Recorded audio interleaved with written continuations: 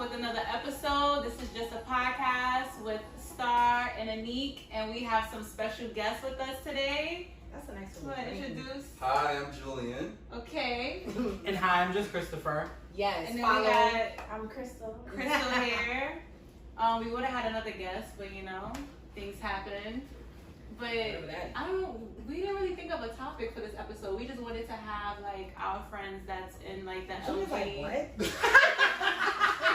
I mean, we didn't really have a topic. Me and Anik just wanted to have this episode because we always are like asking each other questions, and we would love for y'all to educate us. And I mean, and some people did give like questions, so I do have a few questions from people, you know, and then our own like personal questions. So, and then Crystal's here because when she was getting her hair done last week, right? That was last Monday. Yeah. And she was educating us, like with the terminology and stuff. And I'm just like, huh? What? He was like, yeah, we gotta bring her on a podcast. Yeah, she could teach us she's some knowledgeable. So, not saying that we're not, but she definitely knew way more than I did. Yeah, I would admit that you knew more than I did. So you want to start off with the questions that people gave you? Yeah, let's just start off with the questions. Sorry, guys, you know how I am. Are you I was like, we're all human, actually. We're extra listening. It's a united situation. I know, but see, that's why I was in that room spraying that damn setting spray. I was like, I cannot be on here melting. All right, so one of the questions was, how does the community know whether a man is straight or living a lie? Yes, that's. Remember I sent you that text? Like, Yeah. I trust you guys. I'm good for now. Okay. What do you got? Gaydar? Yeah. Go. Gaydar. Look at you with the terminology. Yes. Gaydar. So, Gaydar. Yeah, Gaydar's old, but Y'all are dying on this couch. The sweat. I feel so bad for y'all. No, it's fine. I accepted it. I'm already sweating half the time. I'm trying to buy it, but I can't. Anyways, yeah, go ahead. It's Teach us. Is it like the mannerism? this one's a very sensitive one for me. There are very few mannerisms. It is very much you trying to be as alert as possible. And I think what I've noticed about females and not picking things up is they're not as alert when men are around. They're kind of maybe just distracted by something. Either he looks really good compared to a lot of other men that they've seen, so they're not noticing certain characteristics. So with years in, I guess, you start picking the community. Why you can't say the community? I don't like saying community because I'm not really big of a community person. I still at 34 feel like I haven't found a community, to be completely honest. And that's something else with the LGBT community where it could be really cliquish and very Is it like... because of intersectionality? It becomes about egos a lot of the time. See, I don't be knowing these terms. Oh. I know, that was a big one. I was like, intersectionality. No, it's because of because every community has something called intersectionality. Like, you know how with race is like, you know, you just look at black people as a whole, but then you gotta go into deep with like colorism, and then you know how black women face discrimination against black men. That's like intersectionality. So it's very similar, yes, in the gay community where like even though it's like the black gays, not all black gays think the same. Or like not all the Spanish gays want to be with the Spanish gays, maybe they want to be with the black gays. So there's all of these intertwining things within the community that it makes it really hard to find a community. I've also realized I spent a lot of time trying to go clubbing because everyone was clubbing, but I hate clubbing. And I dealt with a lot of anxiety in the club because I was forcing myself to find people to be a community with because they were all clubbing at that point.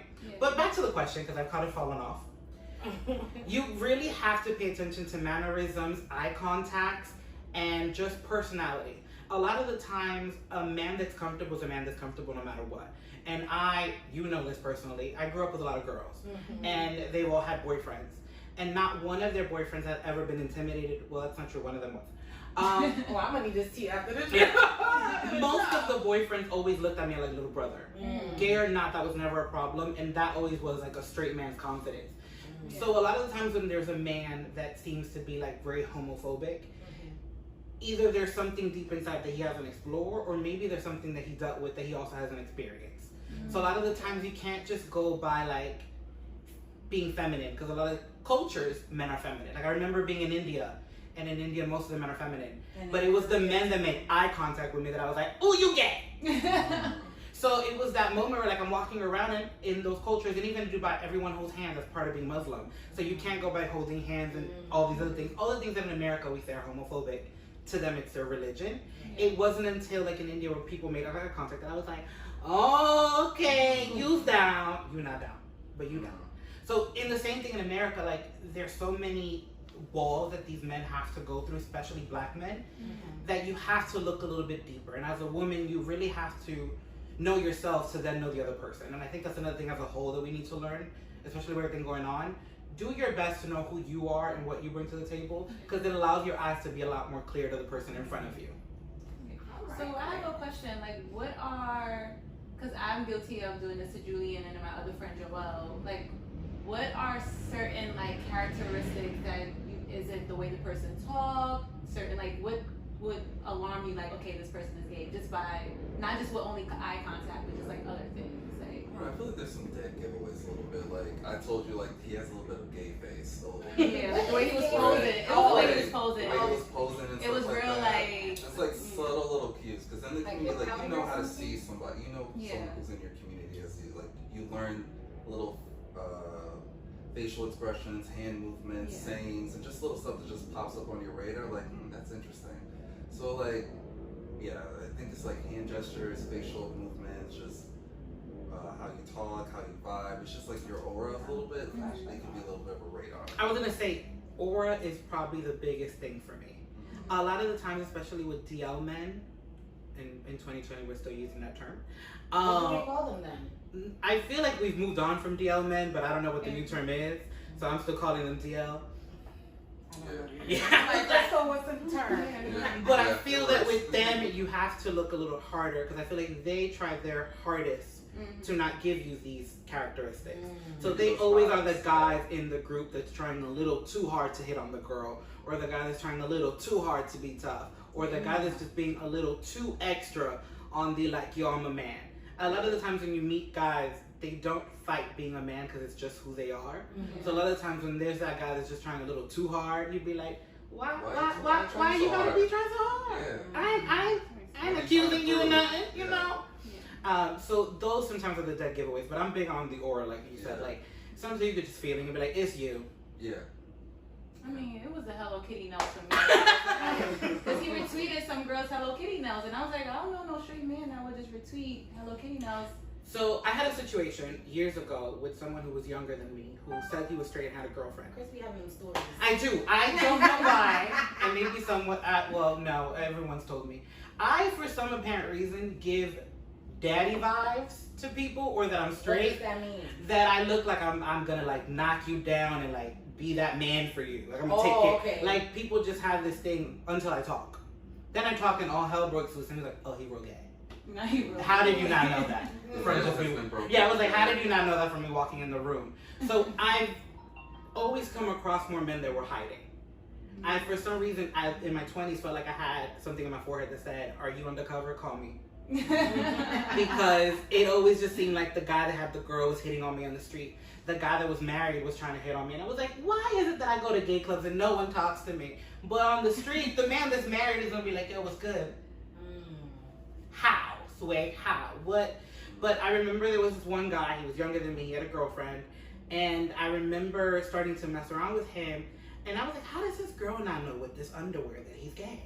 Underwear? It was like cartoon boxer briefs. And I was like, I don't even wear this colorful underwear. I would not even have. And also he was like so... I'm about to be looking like every nigga like... They were like those H&M type ones. Or into comments. Right. But he was also extremely preppy and clean. Like everything annoyed him. Like a metrosexual? Yes, where like everything had to be shaved. You can't touch him with a certain lotion. He was just that person. And I was just like, how can no one tell that you is? Because it's just obvious. But then again, he was still like probably 19 and I was probably like 25. He's legal. He was legal, but I bring up the age to say that there is a phase between like 18 and 23 where there's confusion and there's a need to explore without really knowing. So if you meet a guy between 18 and 23, 24, I would say that's the phase where they really don't know what they're really feeling or who they really are. So it's hard to really be like, oh, you gay. Instead of being like, you know, maybe you gotta explore something. Maybe you had a curiosity, and I respect you for trying because you should try it. If there's a curiosity in your brain, explore it. Do not hide it because then it's gonna explode on the wrong person. That's true. Most of the time, it happens on women, and you're abusing them. Just saying. Well, child, shall we go? Woof. Yeah. Okay. Okay, now you just. So then the next question is, can a man be both the pitcher and the catcher? Yes. It's called Wait, verse. what is that? It's called verse. All And right. then they have what, power bottom. Mm-hmm. What's a power Oh, bottom? is that like You're a like bottom? Yeah, super yeah, super- yeah. is it or something? Mm-hmm. Go get it, girl. Yes. Yeah, you see, this is why. I was like, yes, girl. See, one of my best friends from college, he's gay, and like we hung out every day, so I know all the terms and stuff. So he says, you know, there's verse, bottom, Mhm. power, top. Mm-hmm. What's power top? Power top is when you will not let You anyone take- even you close to give your it. ass. Like, you're the giver. Yeah. Okay. And You then are your the- verse, and then Versus like You flip-flop. yeah, Yeah. so Oh. it depends. He's androgynous, so he takes. That's it, what of she was course. talking about, right? Yeah, he Yeah. takes it, of course, but sometimes he likes to give it. Yeah.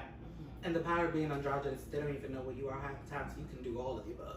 Yeah, What was like that a lot of term guys that you like him because he used? looks like a Pitcher girl. Oh, can you be both a catcher and a pitcher? I never So heard the of that pitcher term. would be the top. Which I is never the heard of guy that either. I was like, what? Oh, that, yeah, it is a popular Is that a term. new term? No. I feel like That's it's- an old term? It I is never an heard old of That's term. old, yeah. It's See, I always heard top bottom. I never heard of. Yeah, that's what I know. Top and What I was gonna say, and it's Child. probably backing you up with your friend, is I don't think a lot of gays are open with their female friends. I'm definitely the gay that all of my female friends know everything. I don't mind telling you that I did it in the steam room at the park. Like, I'm gonna let you know. Yeah. Like, you are gonna know all of my stories. That's my friend. And I feel like if that female is there to defend you or protect you, she wants to know because she would want to know what she's protecting you from. yeah. But I do feel like a lot of the times in the black gay community, they become very much just about the boys. And when they have the females, they have them around as accessories. Sorry, don't take it as offense. I used to always hear Tell that. it like it is, baby. And Tell I it don't like think it they is. open up to the girls and really invite them in like, as your friend has. Like, I know with my female friends, I'm the one to be like, girl, so I did this last night. You should try it. You straight, but you should try it. Like, I dressed up like this. You should try that next week. You should get an outfit. I remember with one female friend, she met this guy. He was sending her emojis, and I was like, that emoji means this and that and that, and we're gonna reply back with this emoji, so you can get this tonight. She was like, what the? I was like, we're gonna help you out. I You need a gonna gay get it. best friend.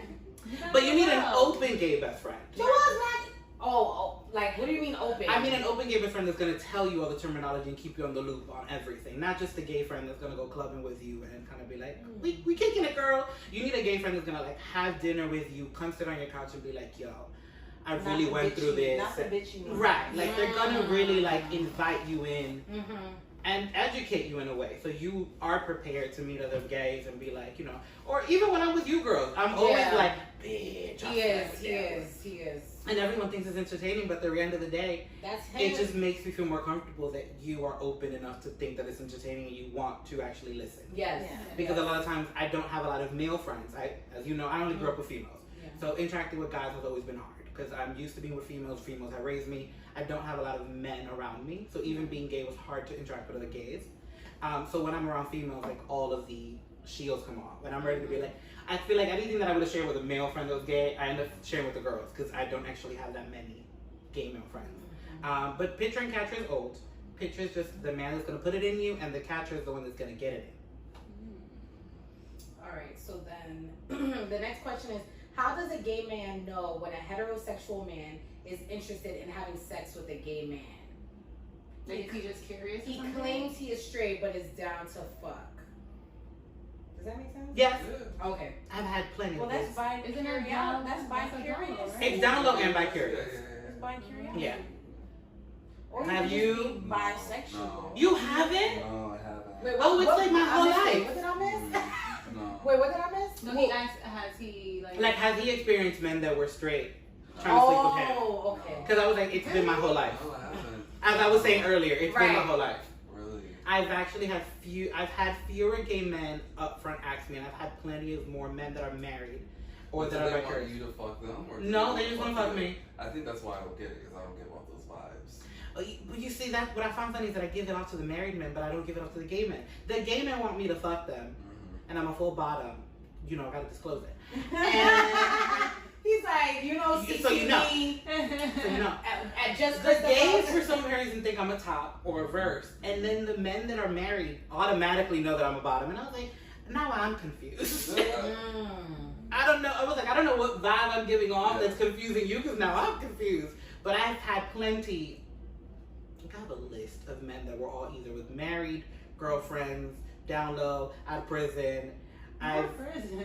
Yes, girl. There was one out of prison at a porn shop, and he was like, I just got out last week, and I was like, okay. And he was something about a week, and I was like, I don't do that. Oh, he wanted to trust. Yes, and I was like, oh no, we don't do that. We don't do that. But honestly, a lot of the men that are either curious or married, they'll find the way to let you know. They're not men that are hiding around the bush, per se. These men know what websites, they know what apps, they know how to not put their face. Grindr. Grindr, Jax. I don't want to say too much, but I feel like everyone already knows. Why is it all about I Grindr? also use Boy Ahoy. What is that? What's that? Oh, that was something the guys used when I was in college. That was another gay app, Boy Ahoy. Oh, it was like a conversation app. I don't know. I feel like I know, and I used to feel like, yeah. But a lot of times these apps aren't gay, and gay boys make them gay, and you just be like, how you even know to find someone on that app? So it might be a straight man on Grindr? Yeah, with no See, I face. told you. Yo, I've been saying her and Joel would laugh at my ass. Yeah. I'm like, I need to go find a man. Because the gay I'm men going be looking Grindr. good on Grindr. Yeah, and especially Some of them are. I'm not there gonna are lie. girls on Grindr because one of my friends saw one and he messaged her asking her like, why is she on this app? Yeah. She was just like, I'm looking for some hot bi men.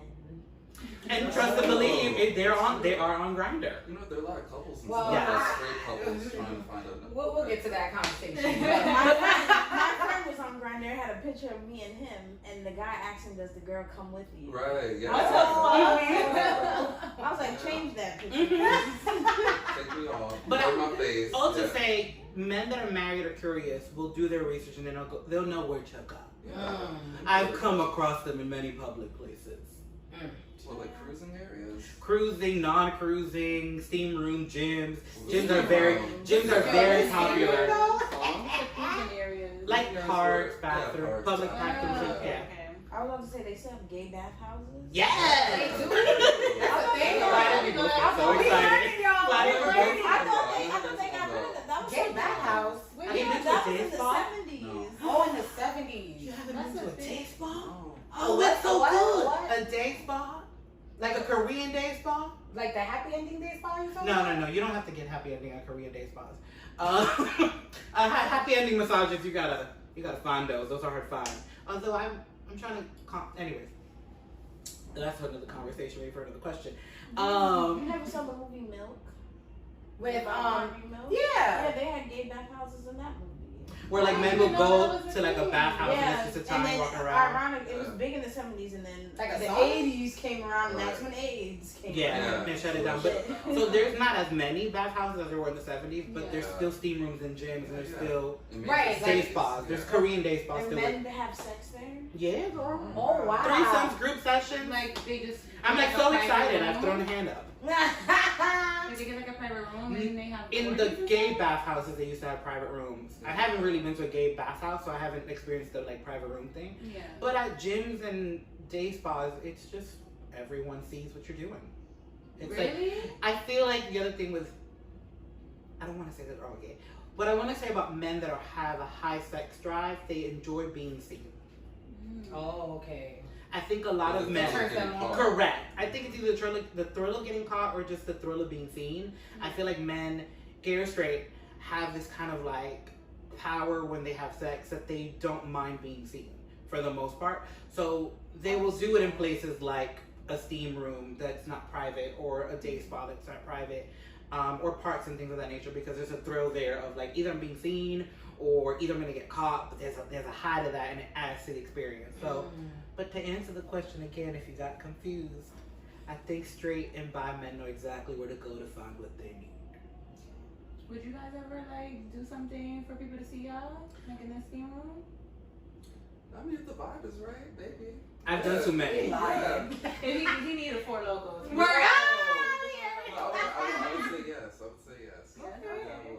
I have stories for days. We might not finish this video. Yeah. So I'm gonna take that as a yes. Oh, yeah. Like, it will be a long episode. Most of my experiences end up being public because of what I was saying. Like, I don't get hit on a lot of gay men, so I end up having all these experiences at steam rooms and things of that nature because there seems to be an attraction there, and I seem to get more action there. So there's stories for days, and I don't mind telling them.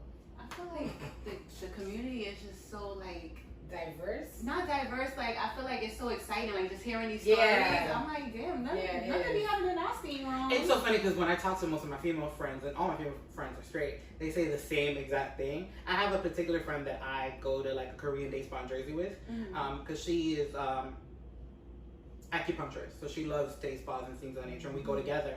And I'm constantly like, so this just happened. She was like, none of that happens in mine. It's just random women naked. And it's just like, I don't want to see you naked. I mean, I know we got to because it is the policy here. But she's like, none of that happened. So keep on talking. So we usually go to these places together. And if I've taken too long, she knows exactly why I've taken too long. And she never questions anymore. She's like, so what happened? And I'm like, girl. I'm about to be a peeping Tom like, child, let me see what's going down there. Y'all community so lit. Right? So colorful. I've actually walked I've actually walked that same friend through cruising spots, like different parks, and be like, so this is the area. I want to know what the cruising, because I'll be sitting there in my newspaper like, let me see who's going to pull up. Girl, but you gotta be out there late. I don't know. The only thing I know is like Chelsea. Where do you know them? Like late at night. I'm not that bougie. I don't have a real job to go to Fire Island. No. You keeping it real. I am. I feel like men that go to Fire Island have careers with retirement funds, and I don't have that. And if you're not a gay that has a retirement fund and you're going to Fire Island, you're probably looking for one that has one. And I prefer to go there when I have one, so I have not gone to Fire Island. Wow. Yeah, I feel like you need to be a gay that has some money. You got it. Or you got friends. People, yeah. And you got it. But in order for you to know those people, you yourself are in a position. You're in that scene. Like you're in a job that you've met these friends. I'm not gonna have these friends working in retail. We're all working the same salary job. So I do not know Fire Island firsthand. I would love to go, but I'm waiting till I have my own money. Right. I like my own stuff. Fire Island be sounding like it's fun though. I know, right? Fire Island is lit. They have this one reality every week. Yeah, they had a whole reality show. Yeah, they have their own reality show. Is it still on? It is not on. It was horrible. It was on E, right? Or Bravo? It was on Logo. It was on Logo. Oh, it was Logo, yeah. And I think the issue with the reality show is that they were trying their best to get one gay of each stereotype in the house. Right. So they were trying to... They had a bear, the black guy, Latino guy, white guy. A twink. Yeah. See, I learned those when I was working at Saban, and the two gay guys, they were talking about the different terms. And then, so I know what a bear is, I know what a twink is. So what's a twink? It's like, you know, skinny gay guy. Like, he's a twinkie. And the bear is like where he's mad hairy and big muscular. Yeah, and then look, there's another bear. Okay, we'll get to that, y'all. We'll get to that. We'll get to that. Isn't that like a baby? It's like a baby chub. Yeah. So like a young guy that's chubby.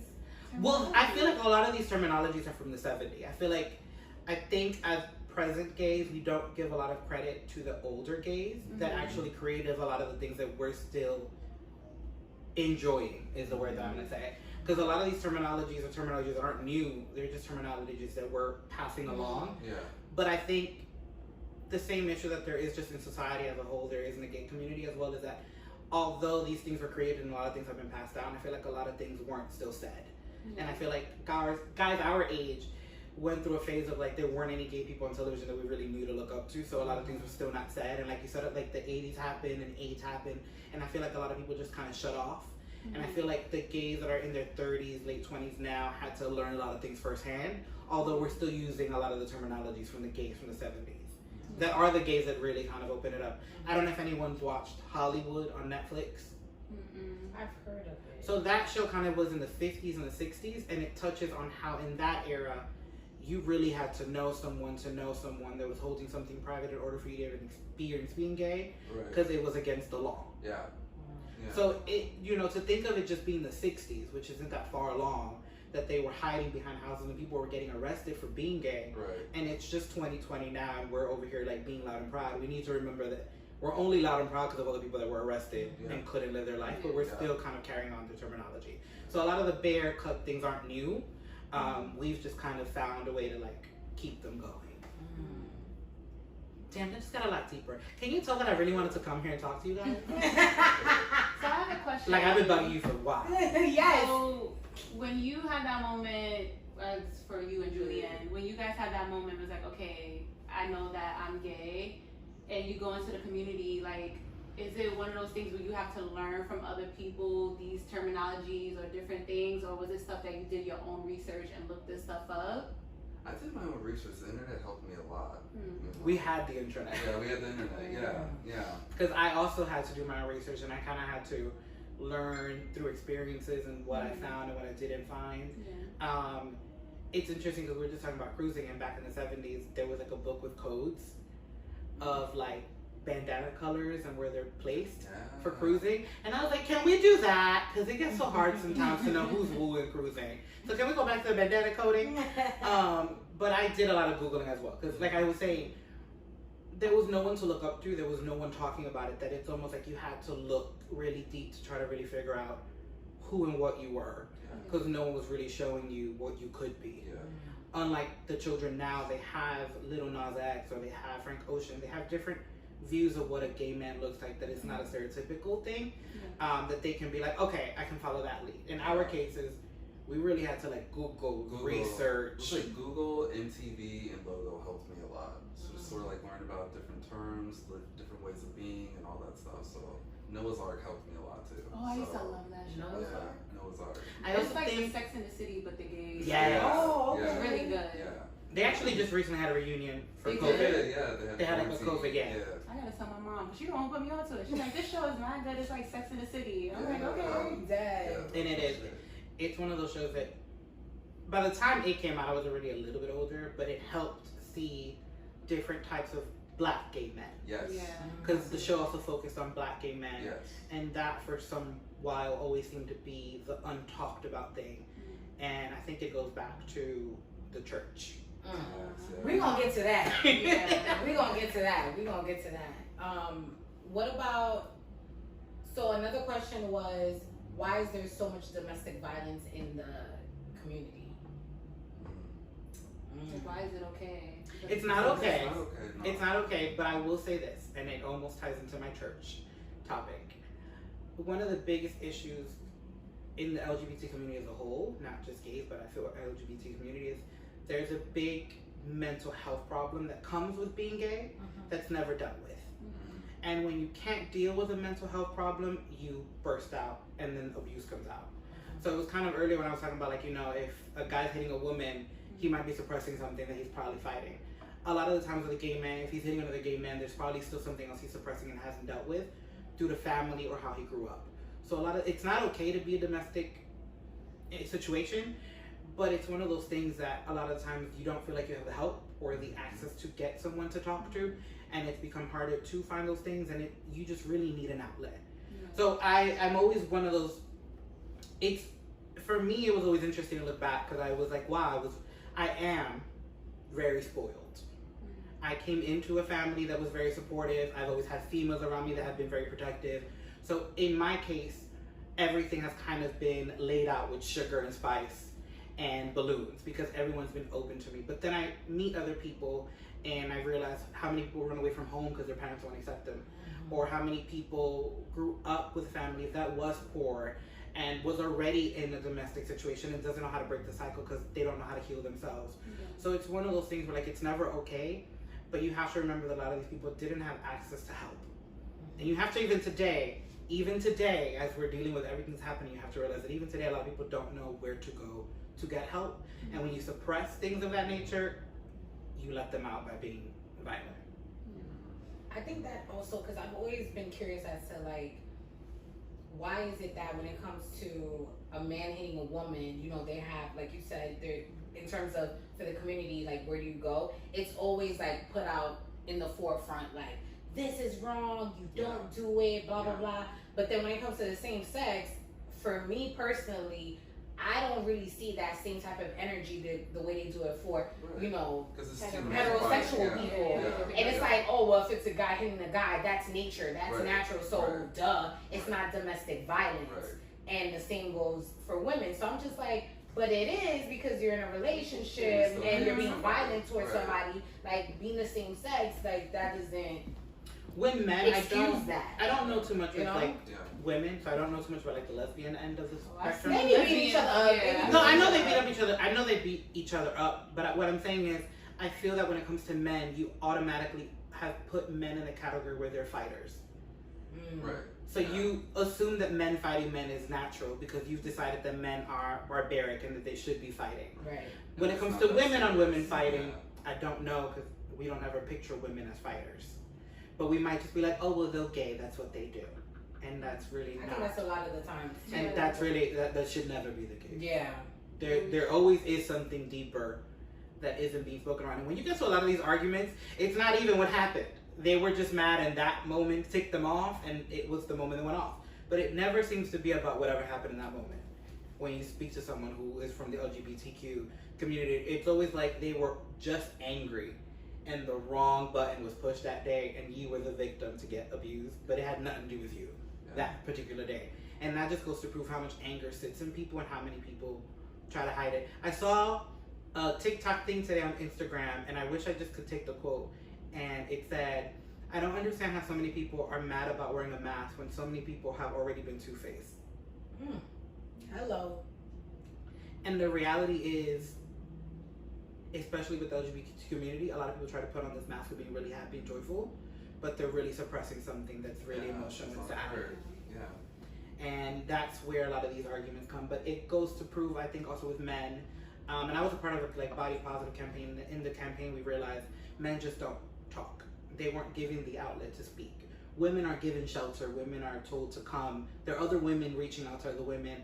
But unfortunately, when it comes to men, straight or gay, there is no place for another man to reach out to another man. That's true, yeah. That hasn't really been created and you don't think it's important. So you've allowed men for centuries now to live with these mental issues that they can't express, and you've made them feel like they can't even talk to someone because they're a man, they shouldn't have these feelings. Right. But the reality is you're human. Or Feelings just are... suck it up and deal with it, you'll be fine. The man of the house kind of mentality, like you have to take on everything, so it's true. Yeah, and I want to say like that goes for straight and gay. Like it's not even just a gay thing. Like I feel like a lot of straight men have a lot of issues from their childhood and they do need to speak about it, and they were just told not to because you're a man, and it usually creates more of a problem. But yeah. The thing I never understood is like when you see like two gay men, like a couple fighting, or same thing as two female couples, like to them in their mind they think it's okay because they're not thinking of their spouse as like this is my significant other. It's just like, well, you just another guy and you're just another female, so it's okay for me to put my hands on you because it's not a female and a male together. And I'm so saying like it's an even match. It's like you don't even think like, okay, this is domestic violence, but a lot of them do think like that, like, oh, it's okay for me to put my hands on him or her because we're the same sex. And to those that stay, it's a deeper question of what did you go through in life that you thought that this was love? Or what made you think that this is the only way to receive love? And I've seen two things recently. They're both straight, but they work. Paris Hilton recently said something, and Tiffany Haddish recently said something, where both of them said that they knew they were being abused, but because they were in such an ugly childhood, they thought that that's the only love they could receive. And they wanted love so bad that although they knew there was something wrong, they stayed because they thought they weren't worth of being loved any other way. So it's almost the same thing in the gay community, and sometimes even deeper, where like you've been thrown out of your house. You don't have a family anymore. You're not talking to anybody close to you. And you've met this man or this woman and they've told you, I love you. And in the next corner they're abusing you. You're going to stay because it's probably the only person that told you I loved you. Drops mic. Right. Deep. I I mean, this topic in general is deep, and I feel like the beauty about 2020, and I keep on saying it's beautiful. You can come at me if you want. It's called 2020 for a reason. It's 2020 vision, and it's time to open up your eyes and realize what the problems are and stop moving forward thinking that everything's okay. That's why we having the year that we're having. Correct. And for everyone that's saying, like, oh my God, it's so miserable, I can't move on, that means you're not trying to deal with what's probably in front of you, and God is trying to show you. God of the universe. So try to keep it as open. Not everyone's the same religion. Yeah. Something is trying to prove that it's time to wake up. And if you decided that you don't want to, I'm just going to hope the best for you, because I feel like a lot of things are happening, and if you ain't moving forward, you're going to be stuck behind. That's a fact. I agree. I feel like this year is definitely a teaching year. But you got to be open to learn a lesson. What about dating? Because I feel like the gay people be having so much fun in the gay world. Yeah, and him too. We like, what the fuck? Like, I was hoping you date more than me. I don't date. You don't date? Why? So it just goes back to like what he said. Straight men hitting on me, so I never really go taken out. And I will admit this. Although I've had everything handed to me, and I say handed being that I had a very supportive family, I still had issues with my image or how I looked due to different things. So I was always very insecure. So I always realized this recently when I woke up, I was attracting insecure men. So I actually never really dated that regularly because I was attracting the same kind of man, and that man didn't really want to date me.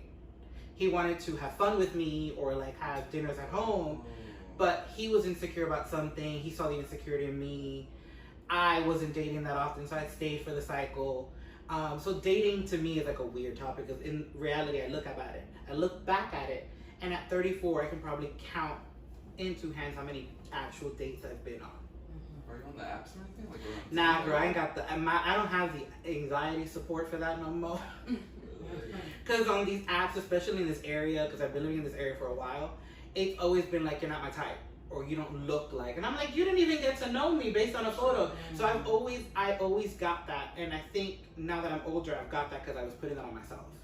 I didn't think I was a type, so people were telling me I wasn't a type. Like so being on apps always just made me feel worse about myself. So I got off.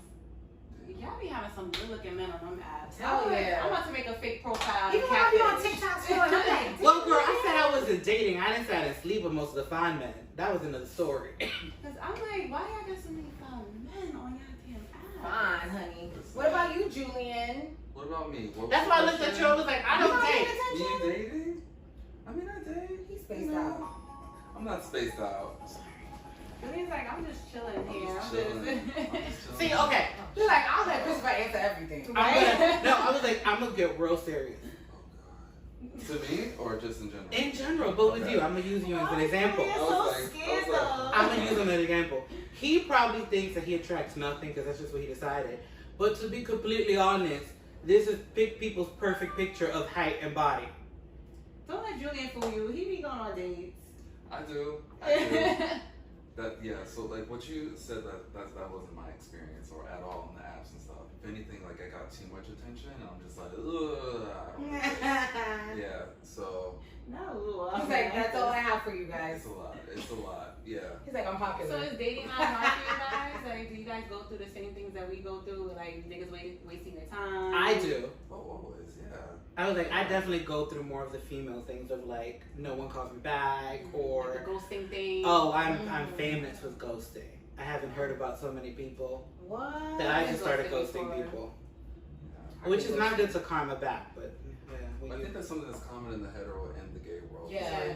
I think that's just something with our generation, ghosting and wasting people's time and all that stuff. But I feel like you guys have more fun on the apps, because I feel like when we go on the apps, it won't be nobody really on there. Right. But remember that a lot of our apps, and this is a man thing. Thank you very much. But Tinder's like hooked up too for us. Yeah. But don't be good looking men on there. But all gay apps are like gay men think of sex. Don't try to act like you lying. Okay. They're not talking to you. They're not talking to you. Conversation. They want to hook up with you eventually. So we're having fun in the sex world, right? And we're meeting a lot of men to hook up with, but we're not actually building real conversations. Yes, we're not. It's like once you have sex and they block you on the app. Yeah. Yeah, most of the times it's happening. Wow. So what happens? Like, where would you find a significant other? Like, you know what? I'm gonna be completely honest. Well, yeah, I was gonna be honest. Due to COVID, and when we were having this conversation off camera, I went back to school to change my environment. Yeah. Like, I went back to school to try to get a degree, to get a job, so I can meet people of a different quality, that I can hopefully meet a man to marry. Because the reality is, going to these social settings of like a brunch or all these other things, you're meeting the same people, and they're not actually trying to have a conversation at these brunches or these clubs. Hello. They're trying to have fun. That's why I'm looking for guys in those areas. But when you start opening up to people at work events or in the fields that you're interested in, or hobbies are important. You have to talk, and then you actually start building friendships. So I think the misconception with the gays and these apps is, you think that we're dating, but we're really just hooking up. And a lot of times they're all meaningless, because most of the time there is no conversation. I'm gonna be real honest with you. On Tinder recently, I do have Tinder. Okay. Yeah. I decided I can only do one app at a time, and Tinder seems a little bit more mild. Yeah. I expanded my miles on Tinder, and I was like, I want men from Thailand. I want men from Australia. No. I was like, F America. It's time to go international.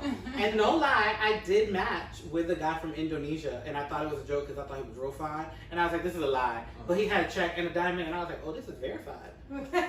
We started talking. We still actually to this day talk on IG from here to time, and I was like, you know what? This is another eye-opening experience. Like, if something isn't working, not just in relationships, even in work, maybe your setting needs to change, and you don't have to fight that hard in the setting that you're in. Gems. Drop some gems. I'm at the a gem emoji. I'm at the point in life where I just feel like I was born and raised in New York, and I think the city has given me all it has to give. I am someone that's really interested in the world outside of here and wants to experience it firsthand. And I've always deep down inside felt that love would have met me while I was figuring something out career-wise. Like, I've always had that idea. Like, I've always looked up to Celine Dion. I've always loved the Celine Dion situation where her husband was her manager for years. I've always thought I would meet someone in that field, and because I'm not in the career probably that I should be yet, or whenever I get there, I shouldn't put a time, sorry. That hasn't happened. And I've accepted that I'm probably not in that position because I yet am not where I want to be as a career-wise. Well, where do you want to go? Are you wanting a relationship, or are you just wanting to date people here and there? Like, I'm at the point now where we need a relationship. Dating, it was cute. I'm 34. I don't mind throwing out numbers. I've had my whole phase. I was great with my whole phase. I've mastered my whole phase. You got medals, awards. Awards. Like, I have awards. I can write books. You got plaques. I was a great whore. Got you. No, it was a great Whore. I don't mind saying it out loud. I was a great whore. But the reality is, I did that all so I can move on and get out of my system. I also feel like, this is for women, actually. Live your life as best as you can until something comes so you don't go backwards. You don't want to be in the position where you're 40 with kids, and now because you have a job and you're settled, you want to go have a party life. Live it out in your 20s. Hoe it out. Throw out men. Mid-30s. Early 30s, mid-30s. With women, you got to be a little once iffy. you get to like your late 20s, you I was like, I know with women it's a little iffy because there's like eggs and clocks and bodies, and it gets a little different. For men we could go a little older, but as someone who was raised around women, I know eggs and things come into factor. So I know a little younger would be best. But it's important to just live your life and make up as many mistakes as you can in those early years so you can eliminate that. I am pretty proud of all of my hoe stories, but because I'm so proud of them and I've experienced them, I don't need them anymore. Right. So I am definitely at a part where I was like, I want a relationship. It ain't about dating, it's a relationship. You're dating to marry. Yeah. He's dating to marry, guy. Well, all of us are dating to marry. I like the word courting. The ring is picked out and so is the wedding. You just gotta show up. Same. That's why I'm braiding. Oh yeah, girl. Plan my wedding. So did I. There's already 3 designs that were already custom designed and sketched out. Like, it's already set. You just gotta show up. Even with the Indonesian man, I already looked up at a wedding in Bali. I was like, well, this will be cute destination wedding. We should make this happen. I can also be a 90-day fiance. I don't mind. Putting that out there. But we need to get out. I'm probably not in New York. Yeah, I mean, that I definitely believe. And I think that's another thing that we should really like emphasize, the fact like this city, we were talking about this off camera. The city forces you to run and keep on going, that you're only meeting other people that are running. And when everyone's running, when can you really talk and get to know someone and know who they really are? But can you do long distance though? I sure can, because I don't need you to hold me no more. The hoeing. I actually very proud of this. I haven't really technically had sex, and I say technical because oral is like candy. I feel like you can just do that whenever. I haven't had sex since last August. Intercourse? Yes, there you go, girl. Vocabulary that I'm not the most famous for, but I haven't had intercourse since like last August. Mostly because I'm just like, I don't want anything meaningless anymore. I've had my fun. I've ate that cake, and she was cute. Yeah, it be like that sometimes. Especially when you go through that whole phase of just having sex with all these random people. At one point, you just be like, all right, like I don't want to be having sex with all these people, like, because then you start thinking about like your energy, and you're giving that off, and then you receiving other people's energy. It's a lot. It's still empty at the end of the day. Thank you. So I realized as I got older that the reason why I went so hard in those years is because I was empty. And to me, sex was the only drug I accepted as a high. I needed that feeling because I wasn't opening up to actually feel the love around. So I think it also just happens with being gay, where like you don't think people are accepting you, even if they are. You already in your mind made up this narrative of everyone's against you. So I feel that throughout those early 20s, I used sex as a high. I wouldn't do drugs, I wouldn't drink, but I would have sex. I felt that need of having someone else. And I kept that pattern going until I realized, wow, you've learned nothing from this pattern. Was it like confirmation that you were good enough and that you were desired, people wanted you? I think it was the desire. I don't think the good enough ever came in, but it was the fact that like, wow, he really like wanted me. Yeah. Like he really like, because so many people, again, you were saying you had the opposite effect where so many people were hitting on you. So many people were not hitting on me. So if you were actually like into me and you looked like a model, I was like, oh my God, what did I do? Yeah. This is great. It's gonna be fantastic. And then it goes, and you're just like, well, that was pointless. I have a question. For a community that do not like labels, why do you guys have so many labels? I think the labels were put on us. But what about the new ones that keep coming out? Yeah, like they, it's like, it's so many like extra ones. Well, right? Yeah, that. And now it's you talking about plus at the end of the pronouns. Because that's she might help you better with those, because I'm going to be completely honest. You can all attack me. I think those things are getting out of hand.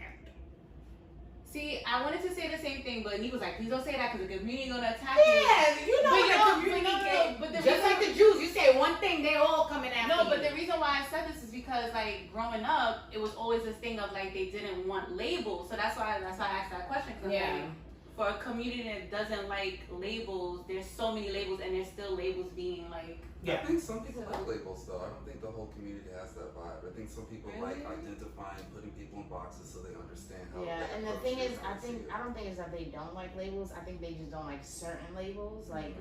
And they want to tell you what labels they want. Yeah, like my friend Javier, like when I asked him, when I told you guys about a lot of gay men don't like to use the term gay. They prefer same gender loving. Okay. Yeah, she told us that, and we were like, And it's because my friend told me that it has something to do with like, because back in like the 70s when you use the term gay, it was like associated with gay white men and not like gay people of color. Oh wow, okay. And this is what I'm saying. There's so much education that I even don't know, because like I said, with our generation, we only really found what we found. Yeah. And that doesn't mean there was access to everything that's actually out there. And I feel like there's so much more to actually educate ourselves as a whole. Like I can honestly say I don't know all the terminologies and I don't know a lot of vocabulary, mostly because I didn't have that guidance or that education. Yeah. And as I've gotten older, I've never found a sense of community, so I've never learned from a sense of community. And not everybody identifies as gay or straight, because sexuality is a spectrum. It is a spectrum, But I feel like, like to backpack off of what Star's saying, yes, our like all of us, because we are in the same generation, compared to now, like the spectrum is being, it's like it's being formed. I don't know. It's like everybody wants to make their own label, kind of like their own like box. Right, and it's like it's complex. It is very complex, and that's the thing where I was like, I feel like we're in a bridge. Everybody feels that they can identify with whatever labels we're hearing have more been voices. using. So. We're hearing more voices. Yeah, but then when does it get to the point where it's okay? I get like we're hearing more voices, but is it because, well, I just want to make this my thing, so I'm just gonna throw it out there, and the powers that be just gonna add that on there? Because if you think about it, if it's just like 10 people who feel that way versus like a diversified community of millions, like how do you supersede all these other peoples because you're just like, well, I don't care about LGBTQIA plus, I'm just gonna put out, well, this is what I am, and you just make it up in your head because that's for you, that's not for the rest of the community. And you know, I feel like sometimes certain people, that's what they do, and I feel like that's what, you know, with the whole labeling thing, it's like, well, this is for me and I'm gonna identify as such. I don't care about whatever else is out there. You know what I'm saying? So it's like how does this all tie in to just you right? And some of the terms, like some of the terms sound similar. Right. Both like they don't want to identify with that, so it's like I rather. What I've come to realize with our generation is that we're like a bridge. We were the generation that was the guinea pig for so many different things that these kids have. That we are literally the generation that now has to deal with so many different things coming up, with so many voices being heard, because we in a way have created the outlets to speak. So I feel like we're in a place where everything is going to be very confusing for a while because we are the bridge to whatever's coming next. Yeah, because look, LGBTQ, that was it. Yeah, you know, there was no IA plus. Like it was just LGBTQ and whatever umbrella you felt. It was LGBT first. And oh yes, they added the Q because queer used to be an offensive term, but now it's that's what I'm like, what? And then it was the plus, and then now it's like more stuff. Right, because there's I for intersex, because you can't say hermaphrodite anymore. Right, because it's derogatory, and then A's for asexual, so right. But that's the thing is that all of these things existed. It's that no one wanted to actually allow you to say it. Exactly. And that's the reality is that we're at a place now where you can actually say it, and someone can look it up and be like, "Oh, it's so a thing." So who decided this is no longer offensive? Let's say it. Yeah. Or I think social media did. Society. Once you open the floodgate of giving. And who has these letters onto the LGBTQ? Yeah, who has these letters? The community, whoever's like part of the. I mean, it is a community. There is a board. There is GLAAD. Oh, so GLAAD's the one that's adding the IA plus. Right, because GLAAD takes over media. So GLAAD has to approve what goes out on media. GLAAD is who you call when you're releasing a press release and you are adding something. So GLAAD is, at the end of the day, the person that's giving you the release and is allowing. I don't want to say allow, that just seems weird. But they are the ones that are like, this is what's been added and this is what's being said. But remember, GLAAD is recently new.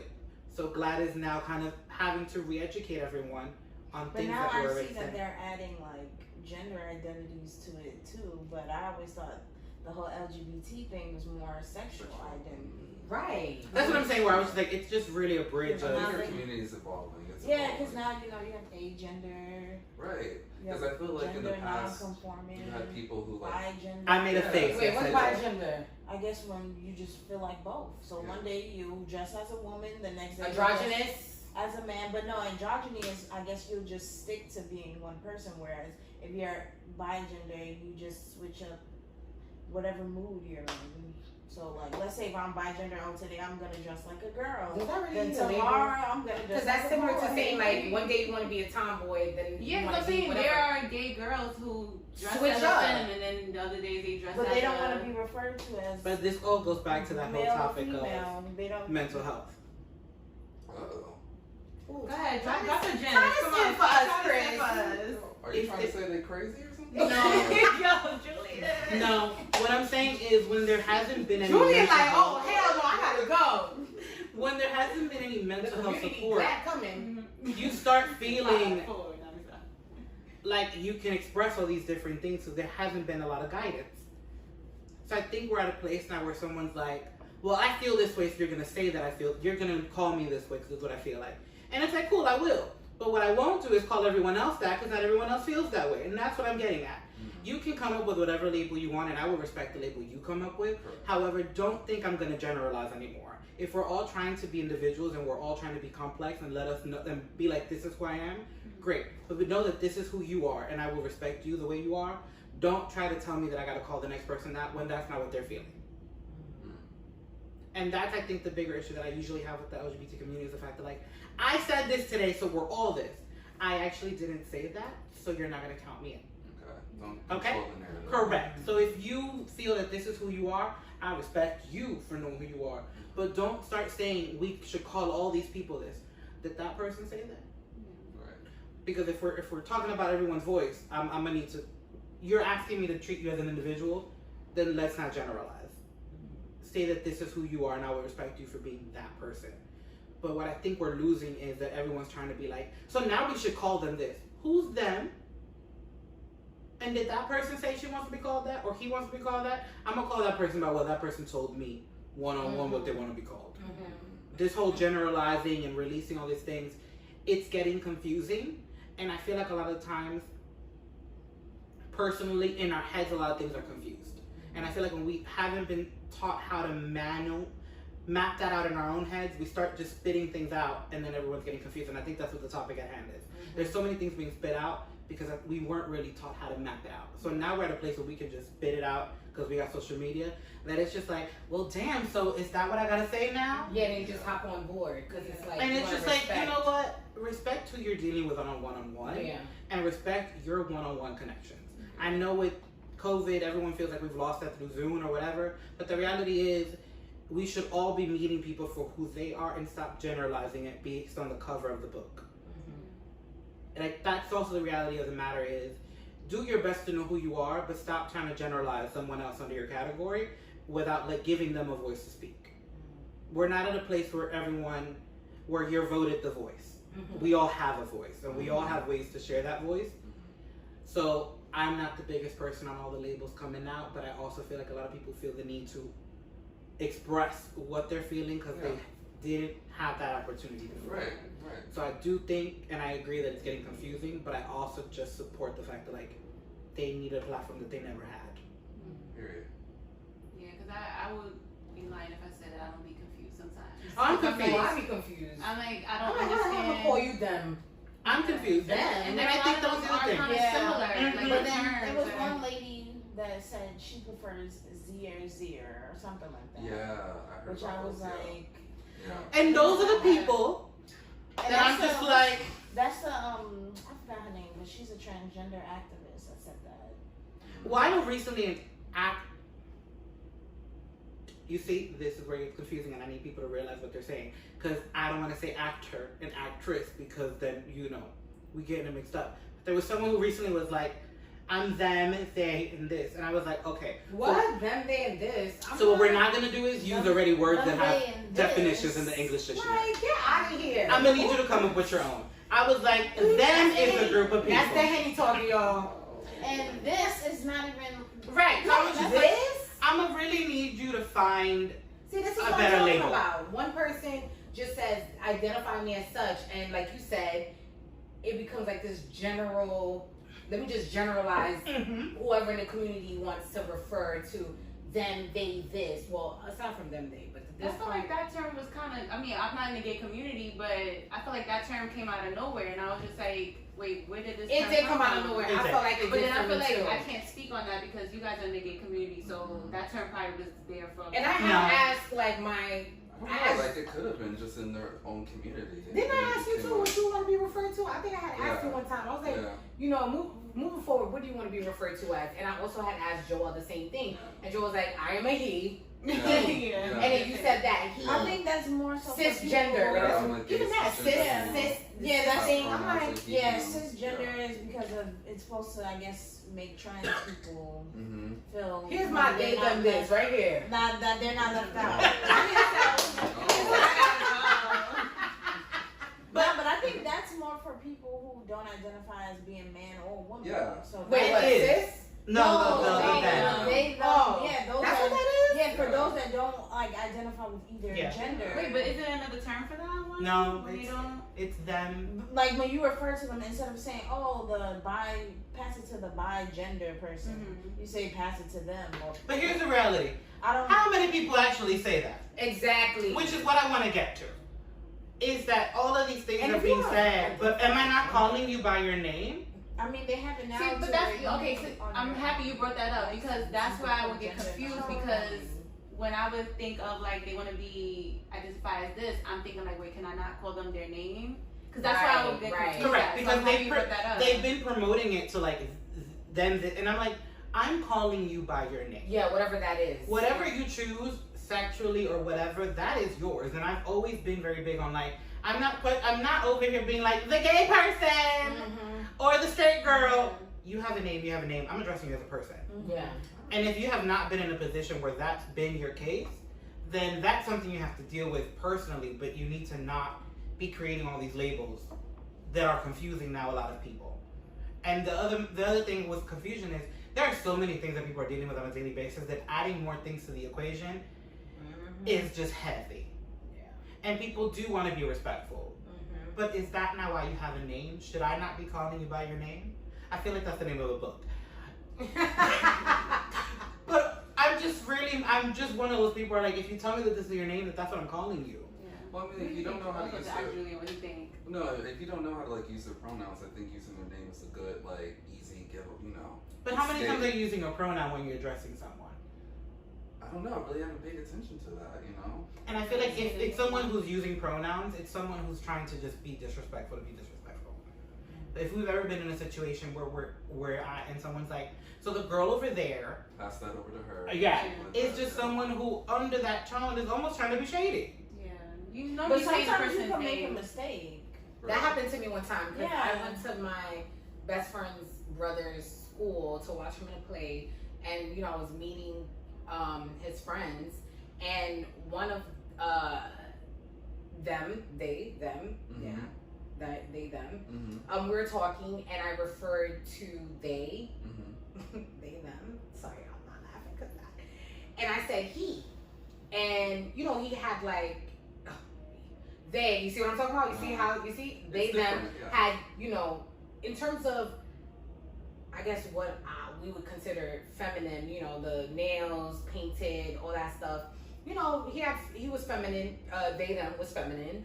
And afterwards, my best friend's brother was like, "Oh, just to let you know, this person goes by they, them, and not he." But this whatever. is my thing. And I was just like, okay.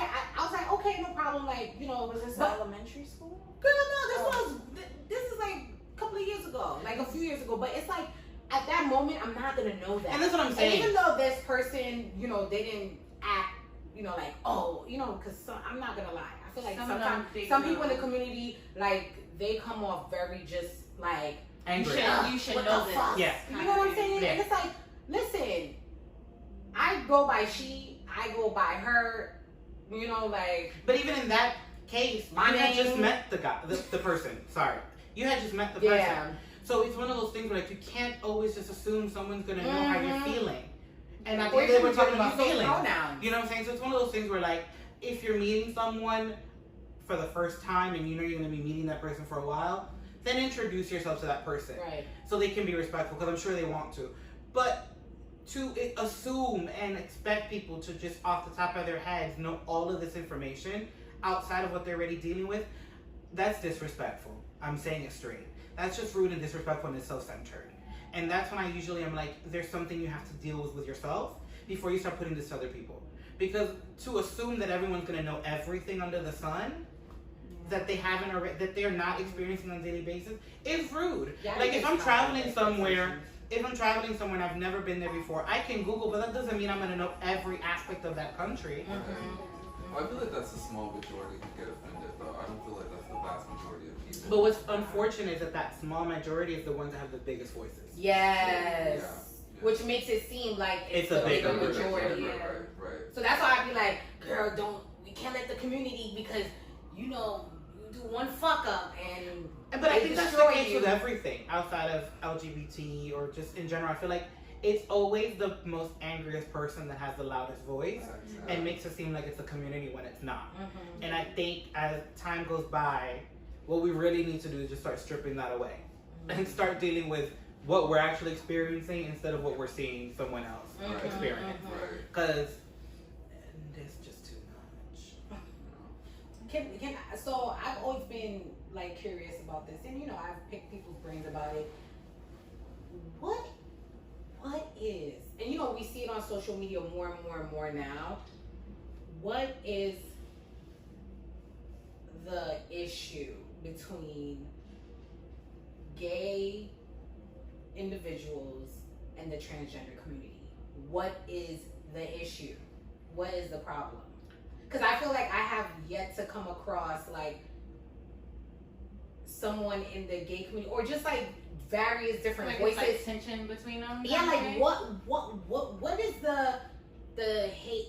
I mean, not to generalize. It's not everyone. It's not everyone. I can't speak on that. Yeah, I was like, I can't. But just from like perspective, like if you guys may know or lead us in a direction, I've just always wondered, like, what is this, for better terms, I'll say clash with the community. And I mean, the transgenders are a part of the community, but they often feel ostracized. And when you hear transgender people discuss their experience, that is one of the main things that they say, aside from like the heterosexual community, the gay community shits on them. And I'm just like, why is that? Like, what is the problem? Because I always hear like they act too feminine, or that's from gay men I've heard say this. And I'm like, because they'll say it to other gay men. If this is a person who says that I am not in my true form, gender-wise, and my sexual organs are not mine. I'm in a alien body. Why bring shame upon that person? So, you know, like, I've been fortunate enough to be in a position where I was able to, as a cisgender, see, this is where I know the term because I dealt with it firsthand, be in a position where we had open conversations with transgender men. And what I've realized from that experience was, like, transgender men in terms of FT. they were female to male. Yes. Right? Okay. What I learned from that experience is there's never been a conversation. I felt like I learned so much because we were able to have an open conversation, and I feel like one of the biggest issues within that clash is kind of almost the same as with color or with the cultures. You just think that the other person was privileged, and you feel like that they're shitting on you, and they probably are.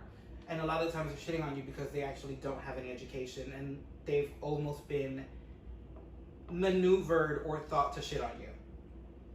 Because what I learned from that experience was, I didn't know anything, and I still don't know a lot. But what I realized was I had not met that many face to face, and I had never really had a conversation.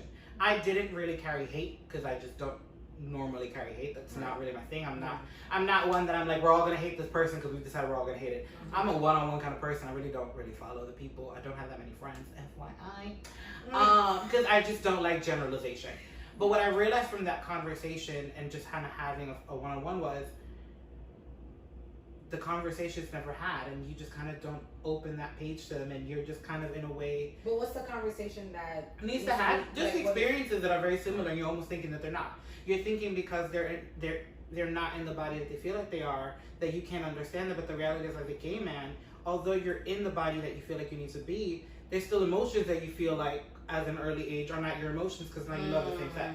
So the reality is there are a lot of similarities there that we were never allowed to see because the conversation never was to have. But yeah, transgender people do get the shit end of the stick in our They do. community. I think it's because especially black trans. Exactly.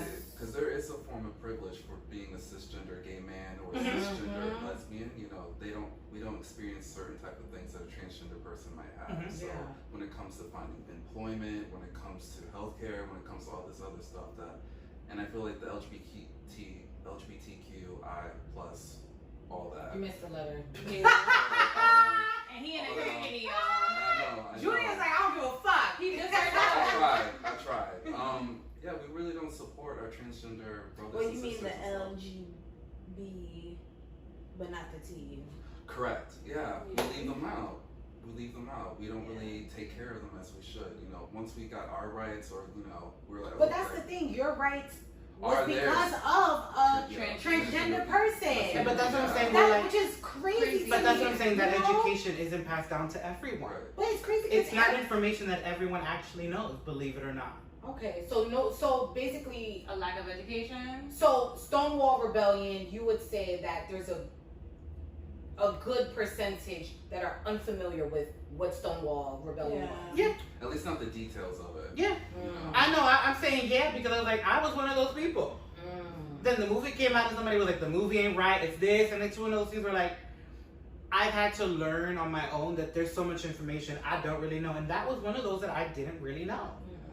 So it's one of those things where like the clash really comes from the fact that like you said, as gays we have all this privilege now, so we're just kind of keeping our head up and we're not looking back. Right. But the reality is because no one's being educated. Right. That's like with what's his name, Billy Porter. Oh yeah. When he won that Emmy, I think it was, and they asked him about like, what about your transgender brothers and sisters on the show? Because he's on Pose, right? Yeah. So he was just like, well, let's just work on this. And he said that? Yes, he said that. Let me tell you something. You didn't see when he was getting dragged? Hold on. No. He needs to get dragged. That's disappointing. They dragged You him. work with trans people. Come on. But let me tell you something See, this is the shit I'm talking about. But let me tell you something about Billy Porter. Uh-oh. Tell us, baby. TMZ, news alert. Right. He is an old black gay that seems to have an issue with being black. And I say that because this man is white. And I actually, as an entertainer who's attracted to black men, I find it so offensive that all of these men in the entertainment field are openly gay and are black. All marry white husbands. Like it's almost like they're trying to climb up the ladder. That's another question for later on. I don't know what RuPaul is. RuPaul is just a drag queen. He's gay. He's gay? He is gay? Yeah, he is a he's a gay. So he's a gay who dresses in drag. Yeah. Right, because he's a drag queen. That's very different from being trans. Just being gay. Right. Well, yeah, that's it's just a check. Because trans is more sexual identity. Right. He even says it. If you pay me to be RuPaul, I'm coming as RuPaul. But if not, you get in. I think his name is Charles. I never knew what his real name was. But yeah, his name was RuPaul. His name was RuPaul. So like, if you see him at the Emmys, when he goes now, he goes as a man. He was like, you didn't pay for RuPaul, so you get in the producer. And he's very blunt. RuPaul was gay, y'all. He's very blunt. He always but says. I've noticed. Or drag queen. I thought he was a drag queen. I didn't know he was sexually identified as gay. Well, that's another conversation where like all drag queens I'm not Right. All drag queens are men that identify as men that like to dress up as a woman for a check. So, AKA cross-dresser. AKA an entertainer. Yeah. Because they do it for money. Right, I was like, AKA an entertainer. And cross-dressing, you're just doing it for what? Fun in your house? For yourself, yeah. Oh, okay. Because a drag queen is an entertainer. So the difference is a check. And it's a There's lot. a check. It's a lot of Come work. on, check. It's a lot of work that goes into being a drag queen. Yeah. It is. I've been to, so, let me ask you a question. So, I know we got on topic of, but. It was something I wanted to piggyback on. I'm gonna At Gay Men, have you guys ever gone to, gone to a drag show, and do you have trans friends? And have you been in environments where you feel that you should get trans, form bonds with trans people? I've gone to drag shows, yeah. Okay. Do I have any trans friends? No. I'm not really in spaces where there are a lot of transgender people. So, okay, all right. I will piggyback on that. And that is my reality where I don't have that many trans friends, but I have had the fortunate opportunity of meeting a lot of transgender men because of a project. But the reality was exactly that. If it wasn't because of the project, I would have really never come across them. Right, yeah. So I've never been in a setting where I've embraced them or have gotten to know them because our paths haven't crossed. Yeah. Okay, I have another question about where you want to start. I just wanted to piggyback on when you guys spoke about the Stonewall Rebellion and just the lack of education. I feel like that's the same thing within like the black community where, when we grew up, like our parents had us reading books and it wasn't just what we learned in school, so that's how we know what we know. So when we meet other black people that don't know their history, it's like, how the hell do you not know this? But it's exactly what you're saying. It's about passing things along. Yeah, Like you said, and it's your education. parents took the initiative to teach you outside of what you've been taught. But a lot of African American families don't. I remember just seeing a post where somebody was like, we should be framing the Hollywood icons that paved the way, and it was like Dorothy Dandridge. I'm messing up people's names. Mostly because I'm tired of talking. Sorry. It's not and I saw that post and I was like, it is so true. These women were iconic, and for some reason they're not in Black families' homes. Why are we not talking about these women? They probably had to go through hell to get these roles and to be this iconic. But the reality is, when you think of your parents and you think of their parents and you think of the eras that they lived in, everyone swept everything under the rug. No one spoke. So we are in a whole the results of people that didn't want to actually pass down information. So we now have the internet to find it, but the reality is, when you think of your parents and their parents, and even the way that they act now, they don't want to talk about a lot of things. They want to rub everything under the rug because it wasn't something you talked about. And unfortunately, that broke a cycle of informing people. But I think it's also like wanting to educate yourself, because I know for me and Anik, it's like we want to educate ourselves to know more about our history, and I feel like that should be the same thing in the gay community, because you see how you said like, oh, I didn't know about it until I saw the movie, but it's like, is anybody like educating themselves? Like, let's find out like how this all started, how we were able to get our rights. I don't think that's an important thing in our community. Really? I don't think people care about that. I feel like a lot of people that are the ones that are the activists. There are people that are, but those are the ones that are the activists. And to be completely honest, so in my case, writing off of like whatever these people. In my case, it's really just like feeling it out, because I am so overwhelmed with half of the things half the time. To be completely honest, there are so many different emotions that I'm still dealing with, or there's so many anxieties and insecurities that came from the unknown, that it's almost overwhelming to really take the time, because I haven't gotten to that space. Will I say I never will? No, because I obviously am interested in information and I like conversation. But to be completely honest, throughout this point, I have been so overwhelmed with just trying to live or figure out how I live, because I wasn't shown how to be gay, that I'm overwhelmed to even do the research right now. I know that it's out there and I'm interested, but there's so much self-work that has to happen that I'm almost conflicted to do it at the same time. I would love to like ask a lot of gays that like that's not really educated on their rights, like how they got these rights, like why is it not important for you to know this stuff? But I think a lot of the times with gays, it's a lot of times about living in the moment and trying to find joy in something you thought you couldn't have. So although you have it now and you don't know the privilege of having it because you don't know what happened before, you're so much more content with trying to find joy in this moment that you almost don't look to the past for how you got this joy. You've come from a place of such a I was like, where it's like we don't fight as much because it's like we're scared to lose something, whereas like our ancestors is like they didn't have it, so it was like we don't fight because what do we have to lose kind of thing. And also in the gay community, I feel like we really don't respect our elders. Like once you hit a certain age, you're sort of, if you're not hot anymore, after you reach a certain age, it's like your opinion really doesn't matter that much, or you're just not as valuable. So when you ostracize people because of their age, you don't really get that wisdom or knowledge from them. So it's like, because you're not having that that one-on-one with someone who actually lived it. We're cutting them out due to their age and due to their looks, so we're not having that experience. So we're not getting that passed down. Unlike you're living with your parents, you know, that's an elder you respect. So they're able to kind of pass down the story if you ask. But with the gay community, it's so rare to find an older gay A that's alive. There's that. Or B, one that's still in the mix because we have cut them out due to their age. I know that I said we, but I love dating older men. I had to like throw that in there.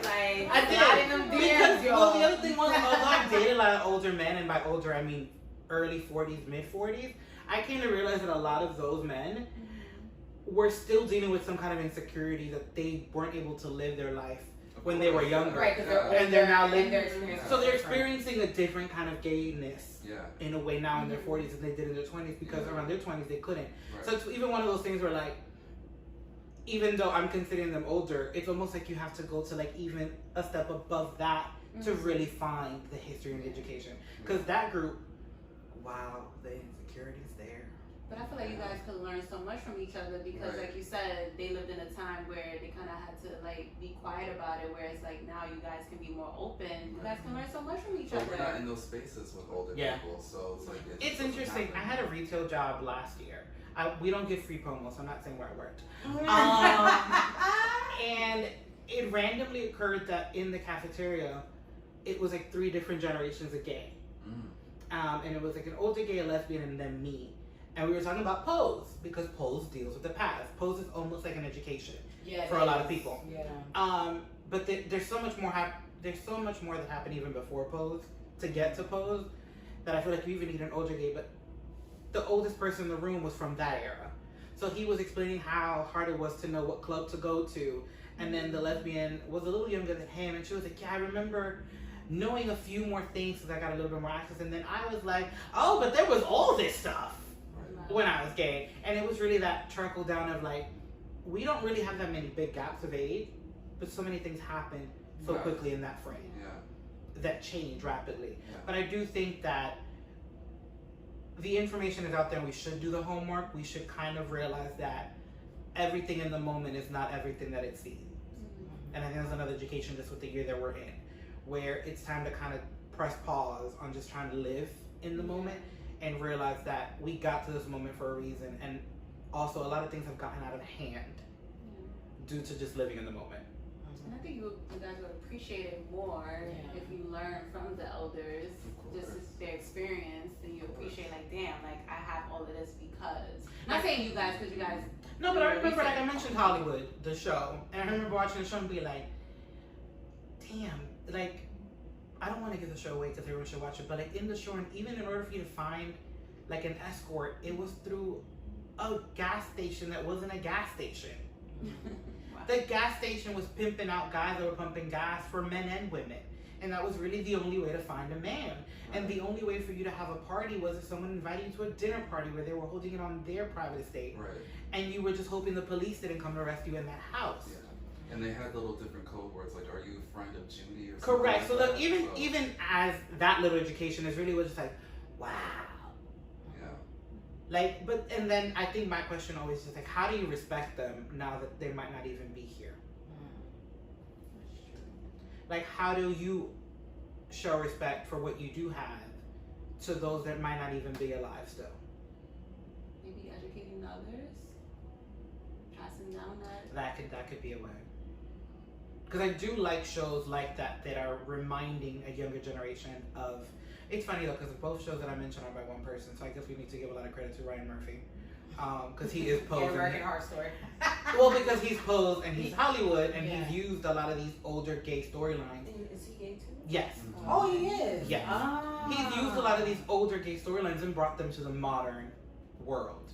And he almost, in a way, is single-handedly the only person doing that. Right. Because we just mentioned 2 shows that have gotten talked about. Because their stories aren't told.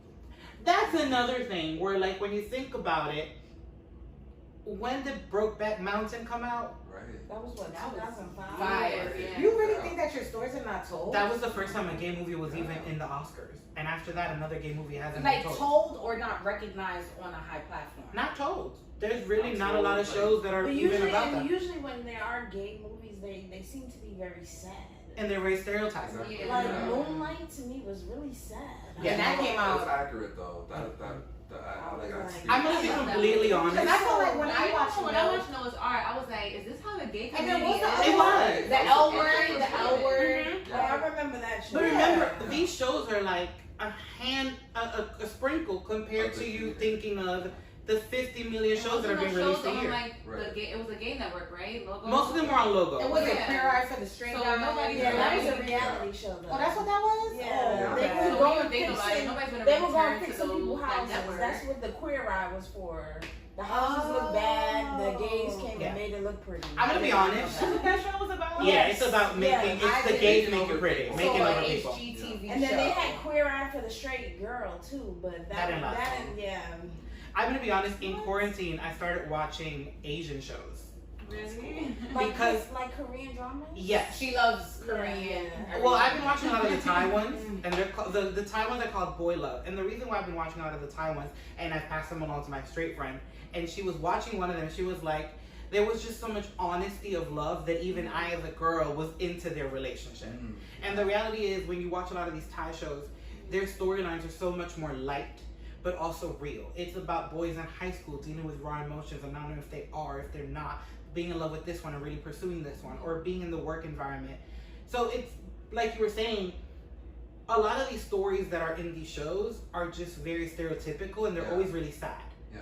But they're not giving you real life to life stories. If there are the happy ones, it's like white gays. Correct. There's very little minority in any kind of gay. Right. And it's back to that conversation of like everyone was arguing about like the Emmys finally having all these black cast members. And it's one of those things where like, if you think Hollywood is racist, be a gay Hollywood. Yeah. And you're still 10 years past. Because in order for you to be a gay of color and get some kind of respect in Hollywood, it's even slimmer than you being straight and of color. Is that why Billy Porter was straight and the rest of them? But that's what I'm saying with Billy Porter. He has had the privilege of having all these white friends in Hollywood. Yeah. And all of these gay men have these white male friends in Hollywood that they're invited to these conversations. Right. But the average Joe that has a lot of black male friends has to work 10 times harder to even book a job. They have to make their own content. And they have to make, even with Noah's Ark, like you said, it brought a lot of joy to you, but Noah's Ark was a content made by those people. A network wasn't producing that. It was on logo. Yeah. So a network isn't going to give you all these different types of roles in black gay men because they want you to think that the black gay man is only good for his looks. Right. And that's something else that I was having a conversation with someone on Instagram with like fashion. There was a while that I was styling and I specifically only wanted to do menswear and I wanted to do men editorials because I wanted to use men of color. There was a time that one photographer told me, "Oh, your book is too urban." He said that because I only had black models. Urban. But yet, he was Spanish. Oh, well, you know, that's a whole nother fucking... But what I was going to say was he was Spanish and trying to fit in a world of white people, so he only shot white people. You trying to get his foot in the door? Correct. So instead of actually taking a risk and doing something creative that would get you acknowledged faster, which it got me and the photographer acknowledged a lot faster because we were doing something different, they were all afraid and they were just trying to stick to what they knew. Right. So that's why I think of the Billy Porters and all the other black open gay men. They're open and proud because they have a white man behind them. Do not ever forget that he is open and proud and can wear all these outfits because his husband is white. And I'm sure his agent and his managers are all white. But if his husband was black and he had a black agent, he would not be rocking a ball gown at the Oscars. And that is a reality. That remind me of Greenleaf. Ooh, child. Y'all watch that? Because, I mean, it goes this. Because, okay, just to give, like, a real, like, short synopsis. Because he did mention the church earlier. Yeah, you mentioned the church. So this is about, like, the black church and all the things that go on in the black church. And one of the characters, you know, he's struggling with his, you know, sexual identity. And he just basically says, he's gay. But it goes past that because the choir director, she hires a black gay man to, you know, be, well, she sings whatever, she's in the choir, but he becomes a choir director and the black church has an issue with him and his partner, you know, publicly showing their affection towards each other. And then, you know, obviously they oust him, but they do it in a very, like, you know, non-lawsuit way. Yeah. So, and then that's happened to him in various other churches. And just you saying like, oh, these black men, they basically have a white man behind them that's propelling them to success. And I'm thinking like, well, this guy was just a choir director. He loves God. He's singing for God. And he has a black, you know, husband. And it's an issue. So I'm thinking like, okay, so if he had a white husband, would y'all be okay with him? Not in the church. Yeah. Period in the church. I feel like the black church would make it like they wouldn't be on him they the would. way they were. They would and they were. And that's the thing. At the church, color wouldn't matter, especially at the black church. In Hollywood, where we're still leading not blacks, where we're still having all these white stories and the minority stories are still hard to find, you're definitely judging them by who their partner is.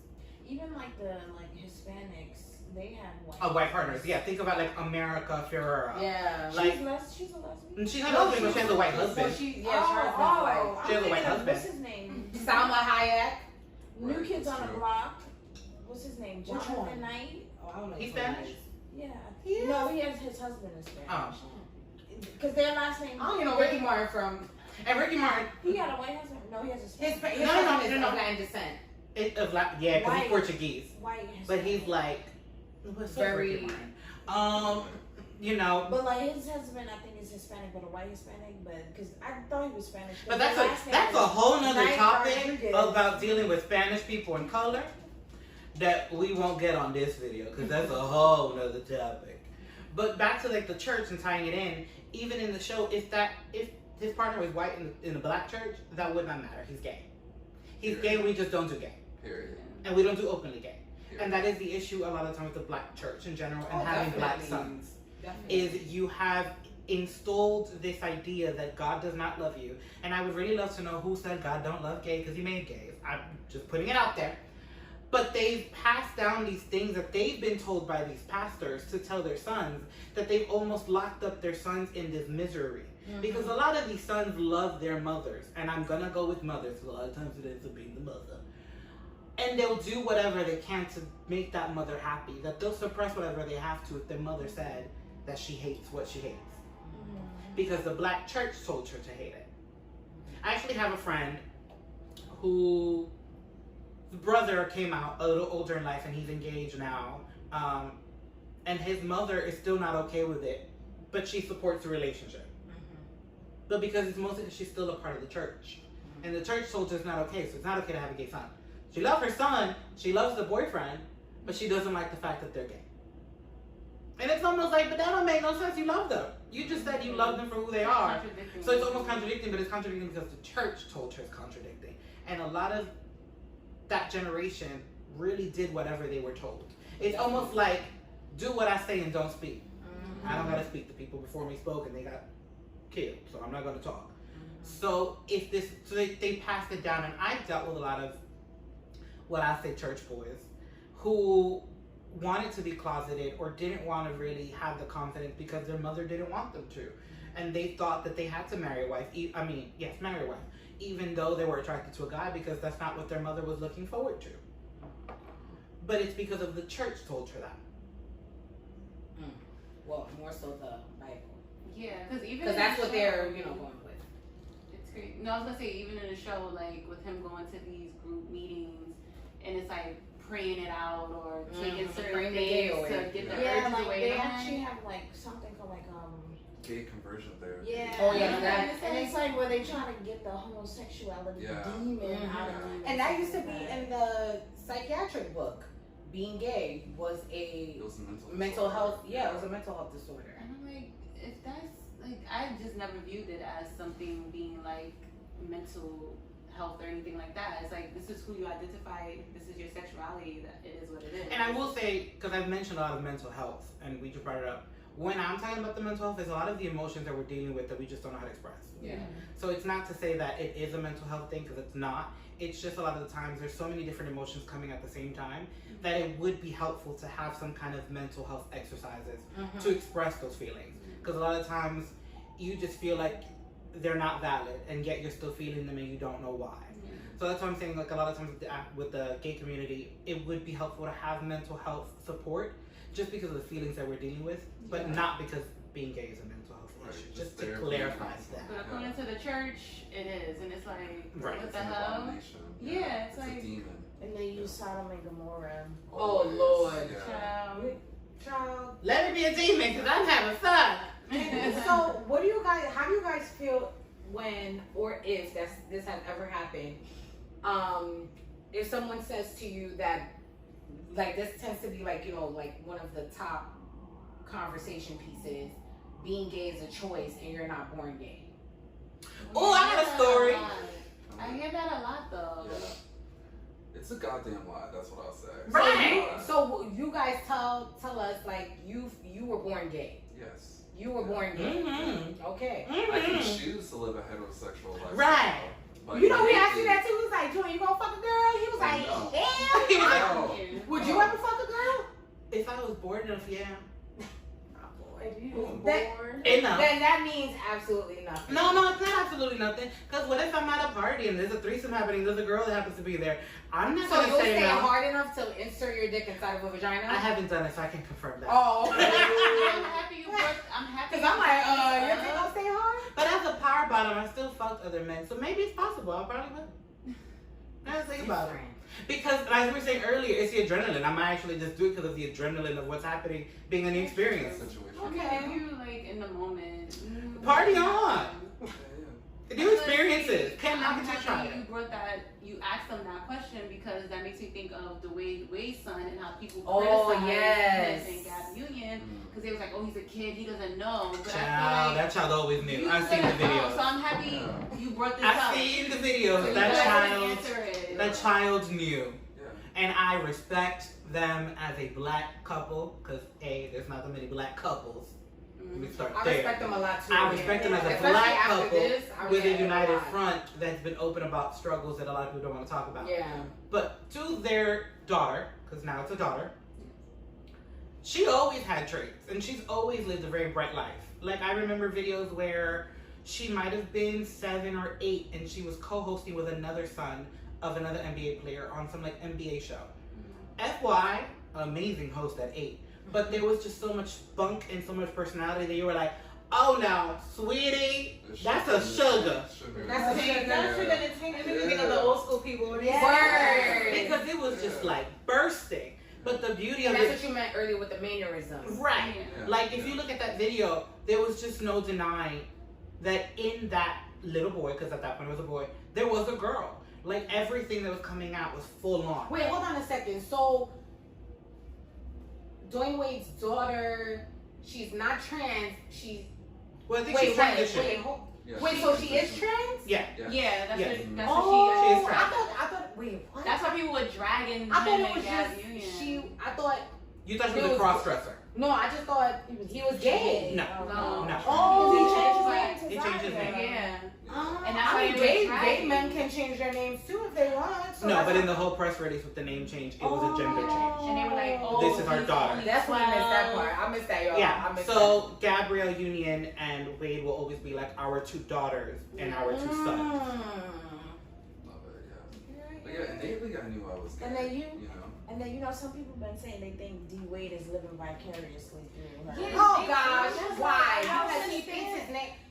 I'm like, so because his he's daughter. Yeah, I'm like, so because he's a supportive dad, that means he's undercover. And that's the issue with a lot of the stigmas in the commentary disgusting. with the black community. Because the comments that I read on the shade room. But that's true. But then also, I feel that a lot of the times, the gay community, like when they see men do things like that, they just automatically insinuate or say, "Oh, he's gay. He's gay," and it's like, so they hop on that back. Right. Yeah. So, but then it's like, I understand that obviously, in the community, you can see who they are quicker than probably somebody else. But when do you separate? Oh, this person is doing this in support of their child or family member or friend versus this is actually what they identify as. Because yeah, he gets his nails painted, so does Little Uzi Vert, and but remember, rock stars. But remember, these white rock stars. These are trends that are new, so it's going to take a while for people to get get rock comfortable. stars, it was never a new trend because remember, but they were white.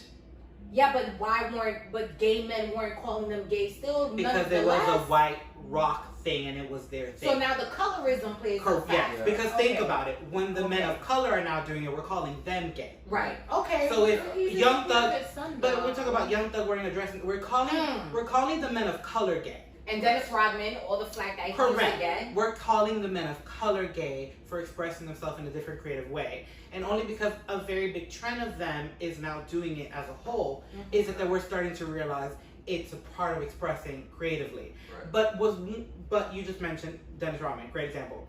He was standing alone and he got a lot of flack. That man is strong. And he's not even gay. For him to stand in that body that he did, doing the things that he did, meant that he was a very strong man. We didn't give credit for where the credit was due. Because he did everything way before everyone's doing it now. Mm-hmm. Now, there's this sense of like, it is fashion. But realistically, like you just said, the white rockers were doing it, but we were like, that was a fashion choice for them.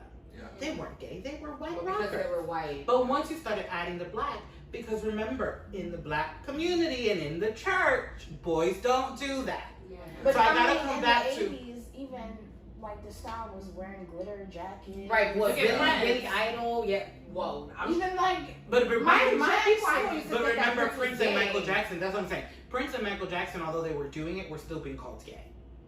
Let us not take away from the fact that although they did it, they were still being called gay. Yeah. And to this day, neither one of them is here, and we're still judging them. That's true. So the reality is they did it, and it was a fashion choice, but we were still calling the colored men gay. We weren't calling Bon Jovi gay. Or Kiss gay. Or And we were letting the actual gays be gay. We were letting the lead of Queen, I forgot his name, Freddie Mercury. Yes. He died of AIDS. There's a whole thing about that. We were letting him and Elton John be themselves because they were white. And I didn't even know until just recently that Elton John was married to a woman. He is? He was. Oh, he when was he was, back yeah, then, back bro. then. Oh, I didn't know that. Yeah, because I saw on the Daily Mail, like, they were saying, his ex-wife and all that. I'm like, wait, he was married to a woman? Yeah. So I was just like, oh. I kind of want to see his movie, and I kind of don't want to see his movie because I know his movies. Rocket Man. It's not a full biography. He kind of tweaked it.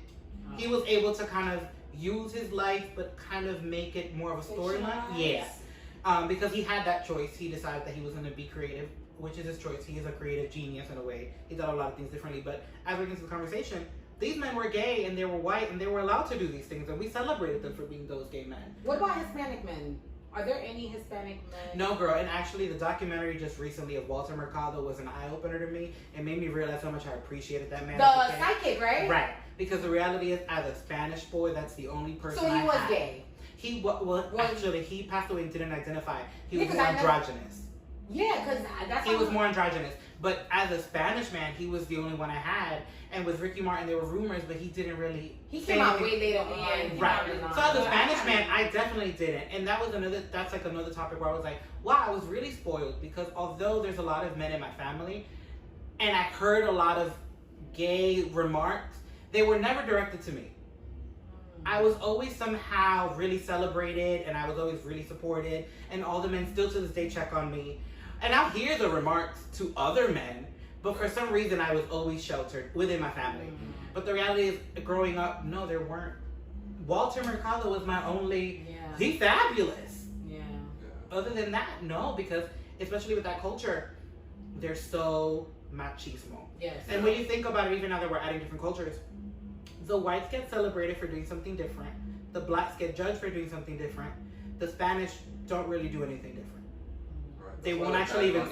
They won't even step out the box, and that is why Bad Bunny was so out the box. Because he's one of the first Spanish artists to just really be like, paint my nails, and I'm not gay, but I support my gay people, and I just enjoy my creative being. And I think it's really rude and selfish to judge a creative person for trying to express themselves and trying to put something on them just because that's not how But we then what live. makes that different versus black people?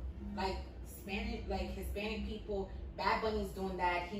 He identifies as heterosexual, and he is accepting of the community. He understands the community, and he's doing these things. And people are not running up and down the street saying, "Oh, he's gay. He's Yeah, they are. gay. He's gay." They are. Oh, I have They no. spoke about it. He said they were calling him a faggot and Yeah. stuff. But that's the older generation. No. Our generation Yeah. do that too. Yeah, that's what I was saying. Yeah. Oh, when he said, I thought it was like, the older people, because he was on Grand Conquest. He was old head. Oh, okay. And that's the most, his whole Yeah, Grand but Conference this is what- outfit was more subtle compared to his other But stuff. societal wise, him doing that is more accepting than a black man doing that. I feel that way. I'm sorry, I'm black, and I will say that.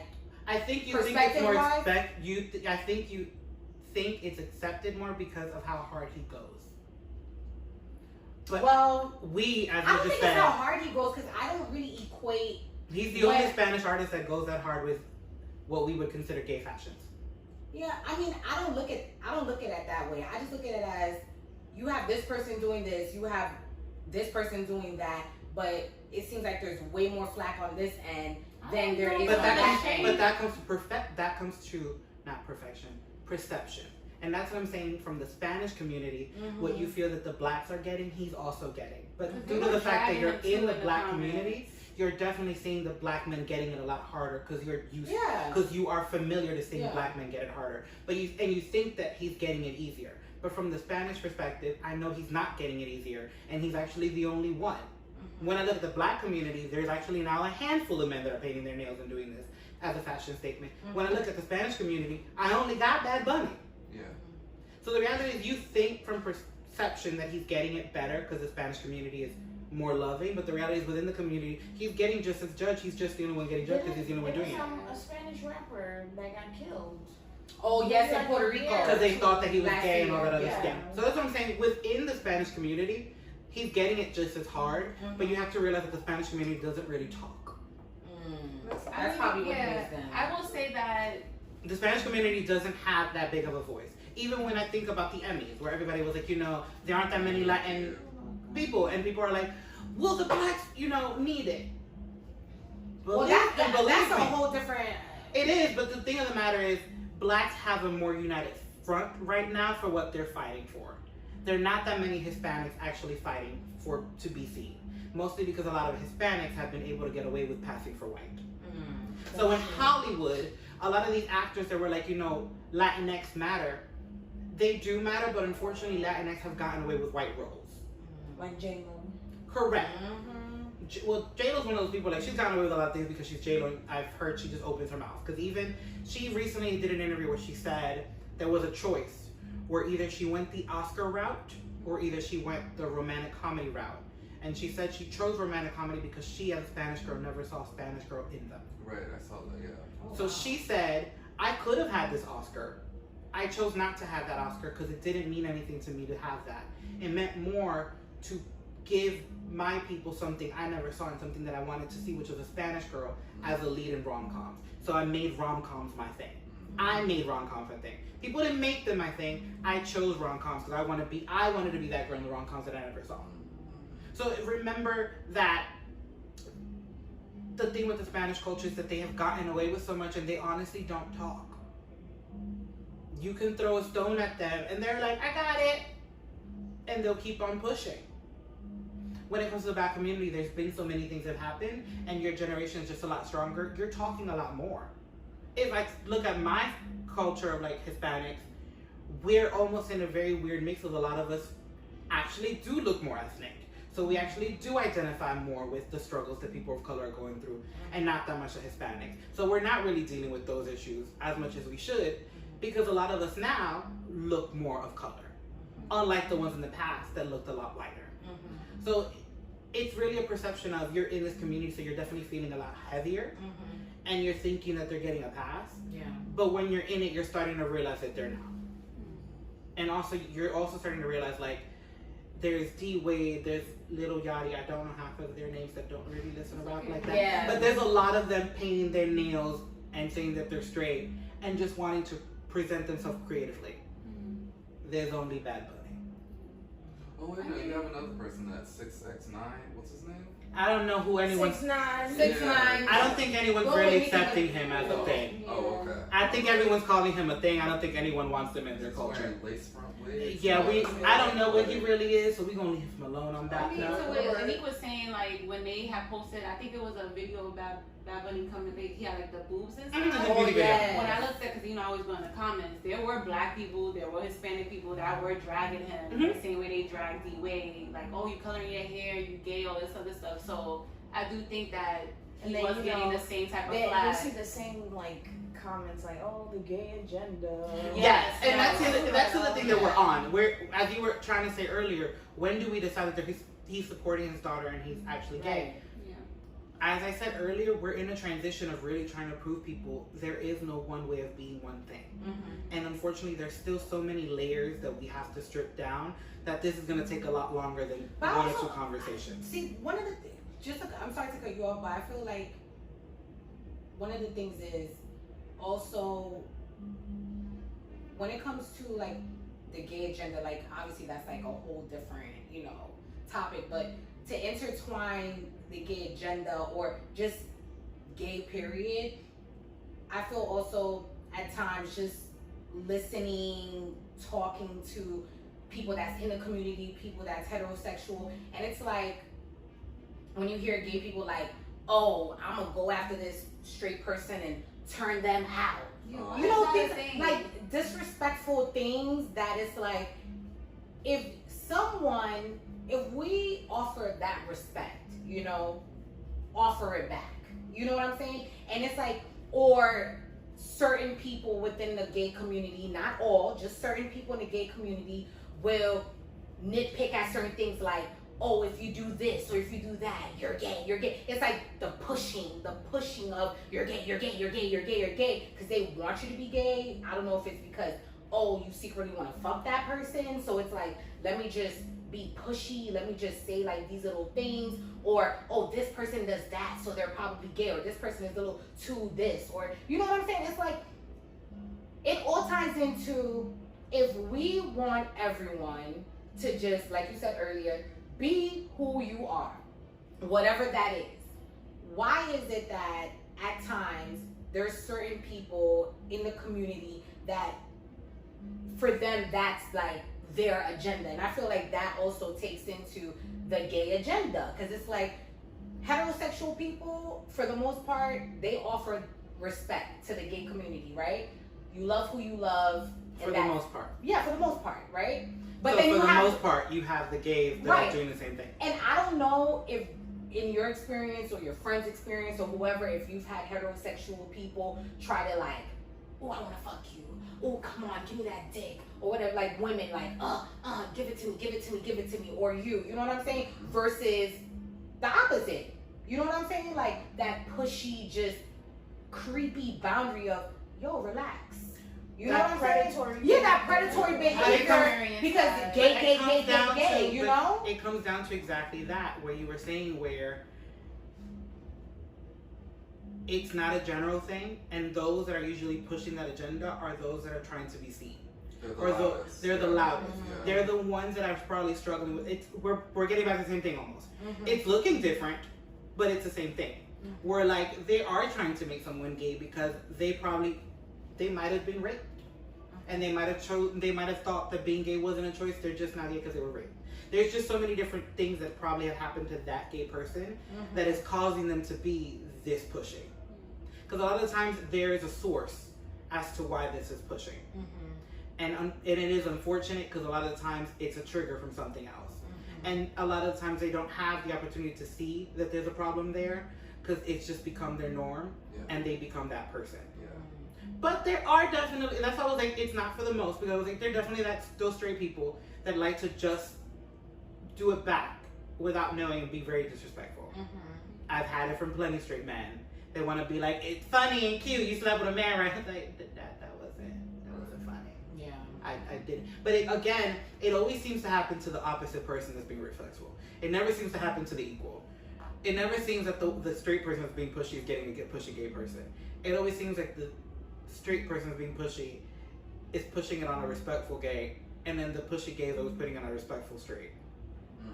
Yeah, because I've experienced that with somebody who, and just being around her and her gay friends, and their mindset was, and I've only experienced it with females. Like, I've never seen like a gay man be like, oh, I want to turn a straight man gay. It will always hear from like gay females that's like, oh, I only date straight females. I can't do the gay females. They be doing too much. Which makes no sense to me. Yeah, and it's like, at a point, I'm just like, is this like a challenge for you to turn a straight female out? But this is how all her friends would talk. And I used to just sit there and be like, so you don't date gay? And all of their girlfriends that they had were straight girls that they just was so pushy. And she was pushy too. Like, just and guess so what? Pushy. You just said all of her girls, which means it's almost like she's on a mission and she doesn't know what the mission is, so she's stuck on one mission only. Yeah. Because if your mission was really to turn that girl out because you felt a connection with that girl, you would still be with that girl. But it looks like you're on a mission to turn all these other girls out, mostly because you probably don't know what your mission really is. Yeah. And that's the issue here with that type of gay agenda or that type of gay, is the fact that like they're suppressing something. It's always a suppression, and that's always like it happens with gays and straight. They're seeking validation. And it also comes off as like self-hate too. It's like you talk all this shit about gay females, but you're a gay female yourself. I mean, it was just on the news recently with James Charles. I don't know if anyone peeped that. The one that said something about right. Well, no, that's Jeffree Star. No, James Charles. Yeah, there's too many. I can't keep up, and they're all messed up in the head. I said it what I said. James Charles was known for openly saying, "I only want straight boys." Oh, really? Okay. Yes. The one that did CoverGirl, right? He was the first. Is that a term though? Like, is that a label too? Like a gay man who only dates straight men? And it probably is, and we just don't. I don't know it.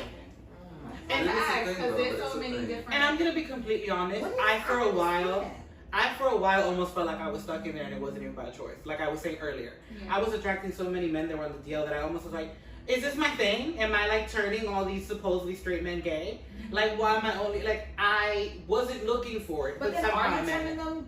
But then you're not though. I'm not, because they were seeking it, but they're saying that they're straight. Right. You're not being pushy. Right. Yeah. Versus.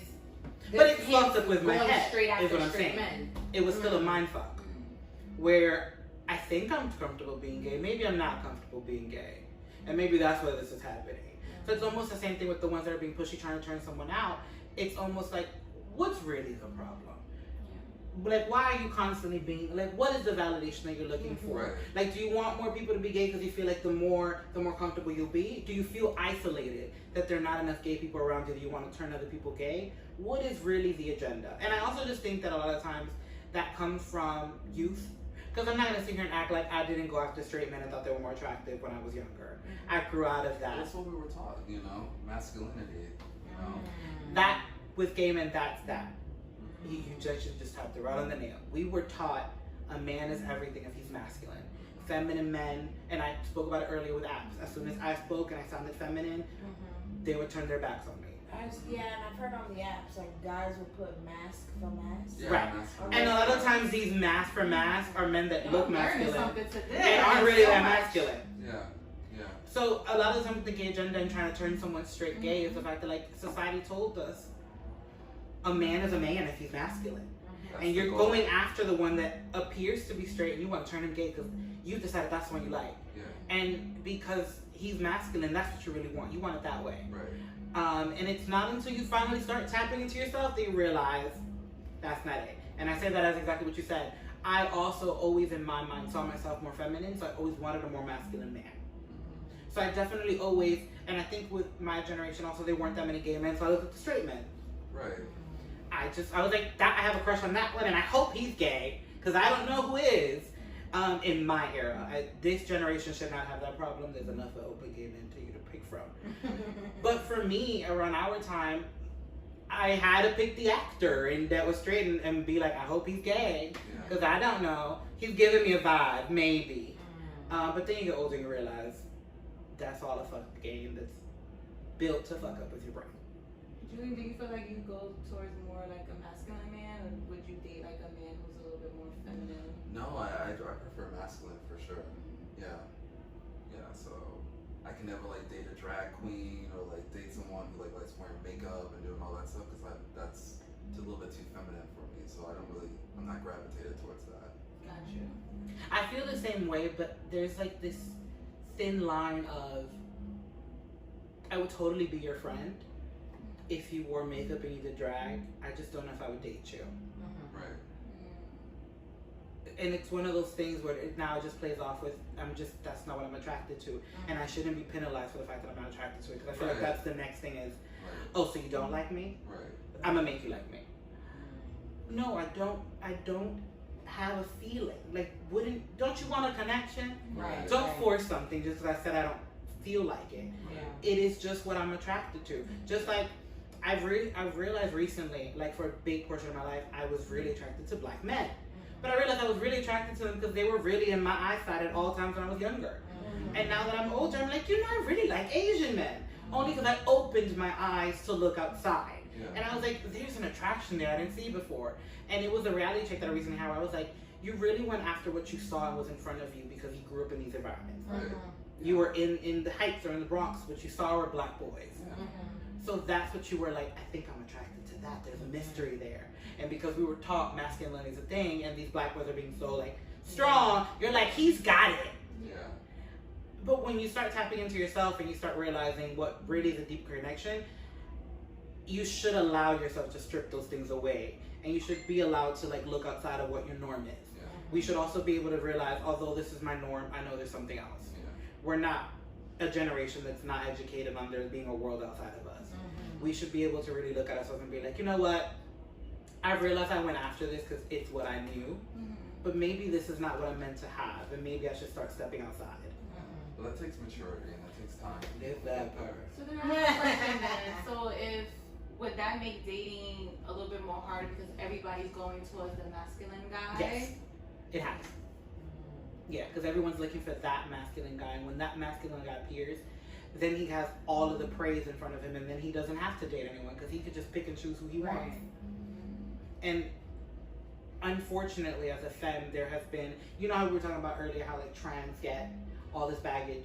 Within the community, the femmes get all the baggage. Yeah. They want to judge you for being feminine, they want to judge you for being a bottom, and at the same time, we're like, how are you judging me if I'm the one taking your goddamn dick?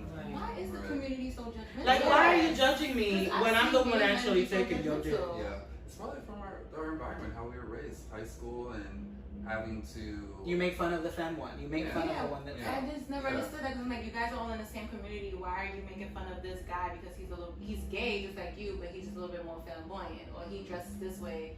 It's not right. Because it's almost the same thing with like colorism. The masculine men have gotten away with being masked and get more privilege. So they have a lot more freedom, they feel like, to judge down on other people. Right. Because they're able to do whatever they want. The more straight you appear, the higher you are in value.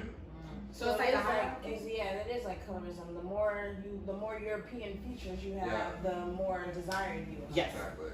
Yeah, it makes sense. I should have taken off my shoes and gotten into the corner. Yeah, true. I read that in one of my gender studies books.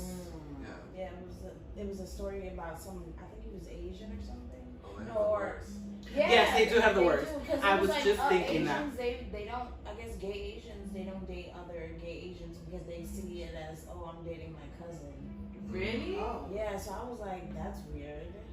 Yeah, and I feel like in America, I feel like Asians in general just get it back because we made them who they're not really are. Yeah, there's a stereotype that the Asian men have small dicks, and the reality is they just are not showers, they're growers. Yeah. There's nothing wrong with those. There's not, but we've decided to judge them for it. And we've decided to be like, oh, why would you be with an Asian man? He ain't got nothing to offer you. Have you actually tried it? There's some black men that are growers. Yeah. That's what I'm saying. It's one of those things where like, we've decided to make all these generalizations. And then you have the bat, but not the swing. Listen.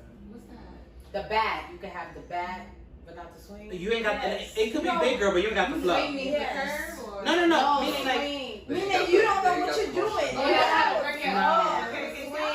Oh God, I've been in that situation. Context. I've had a man that I used to call the Arizona can.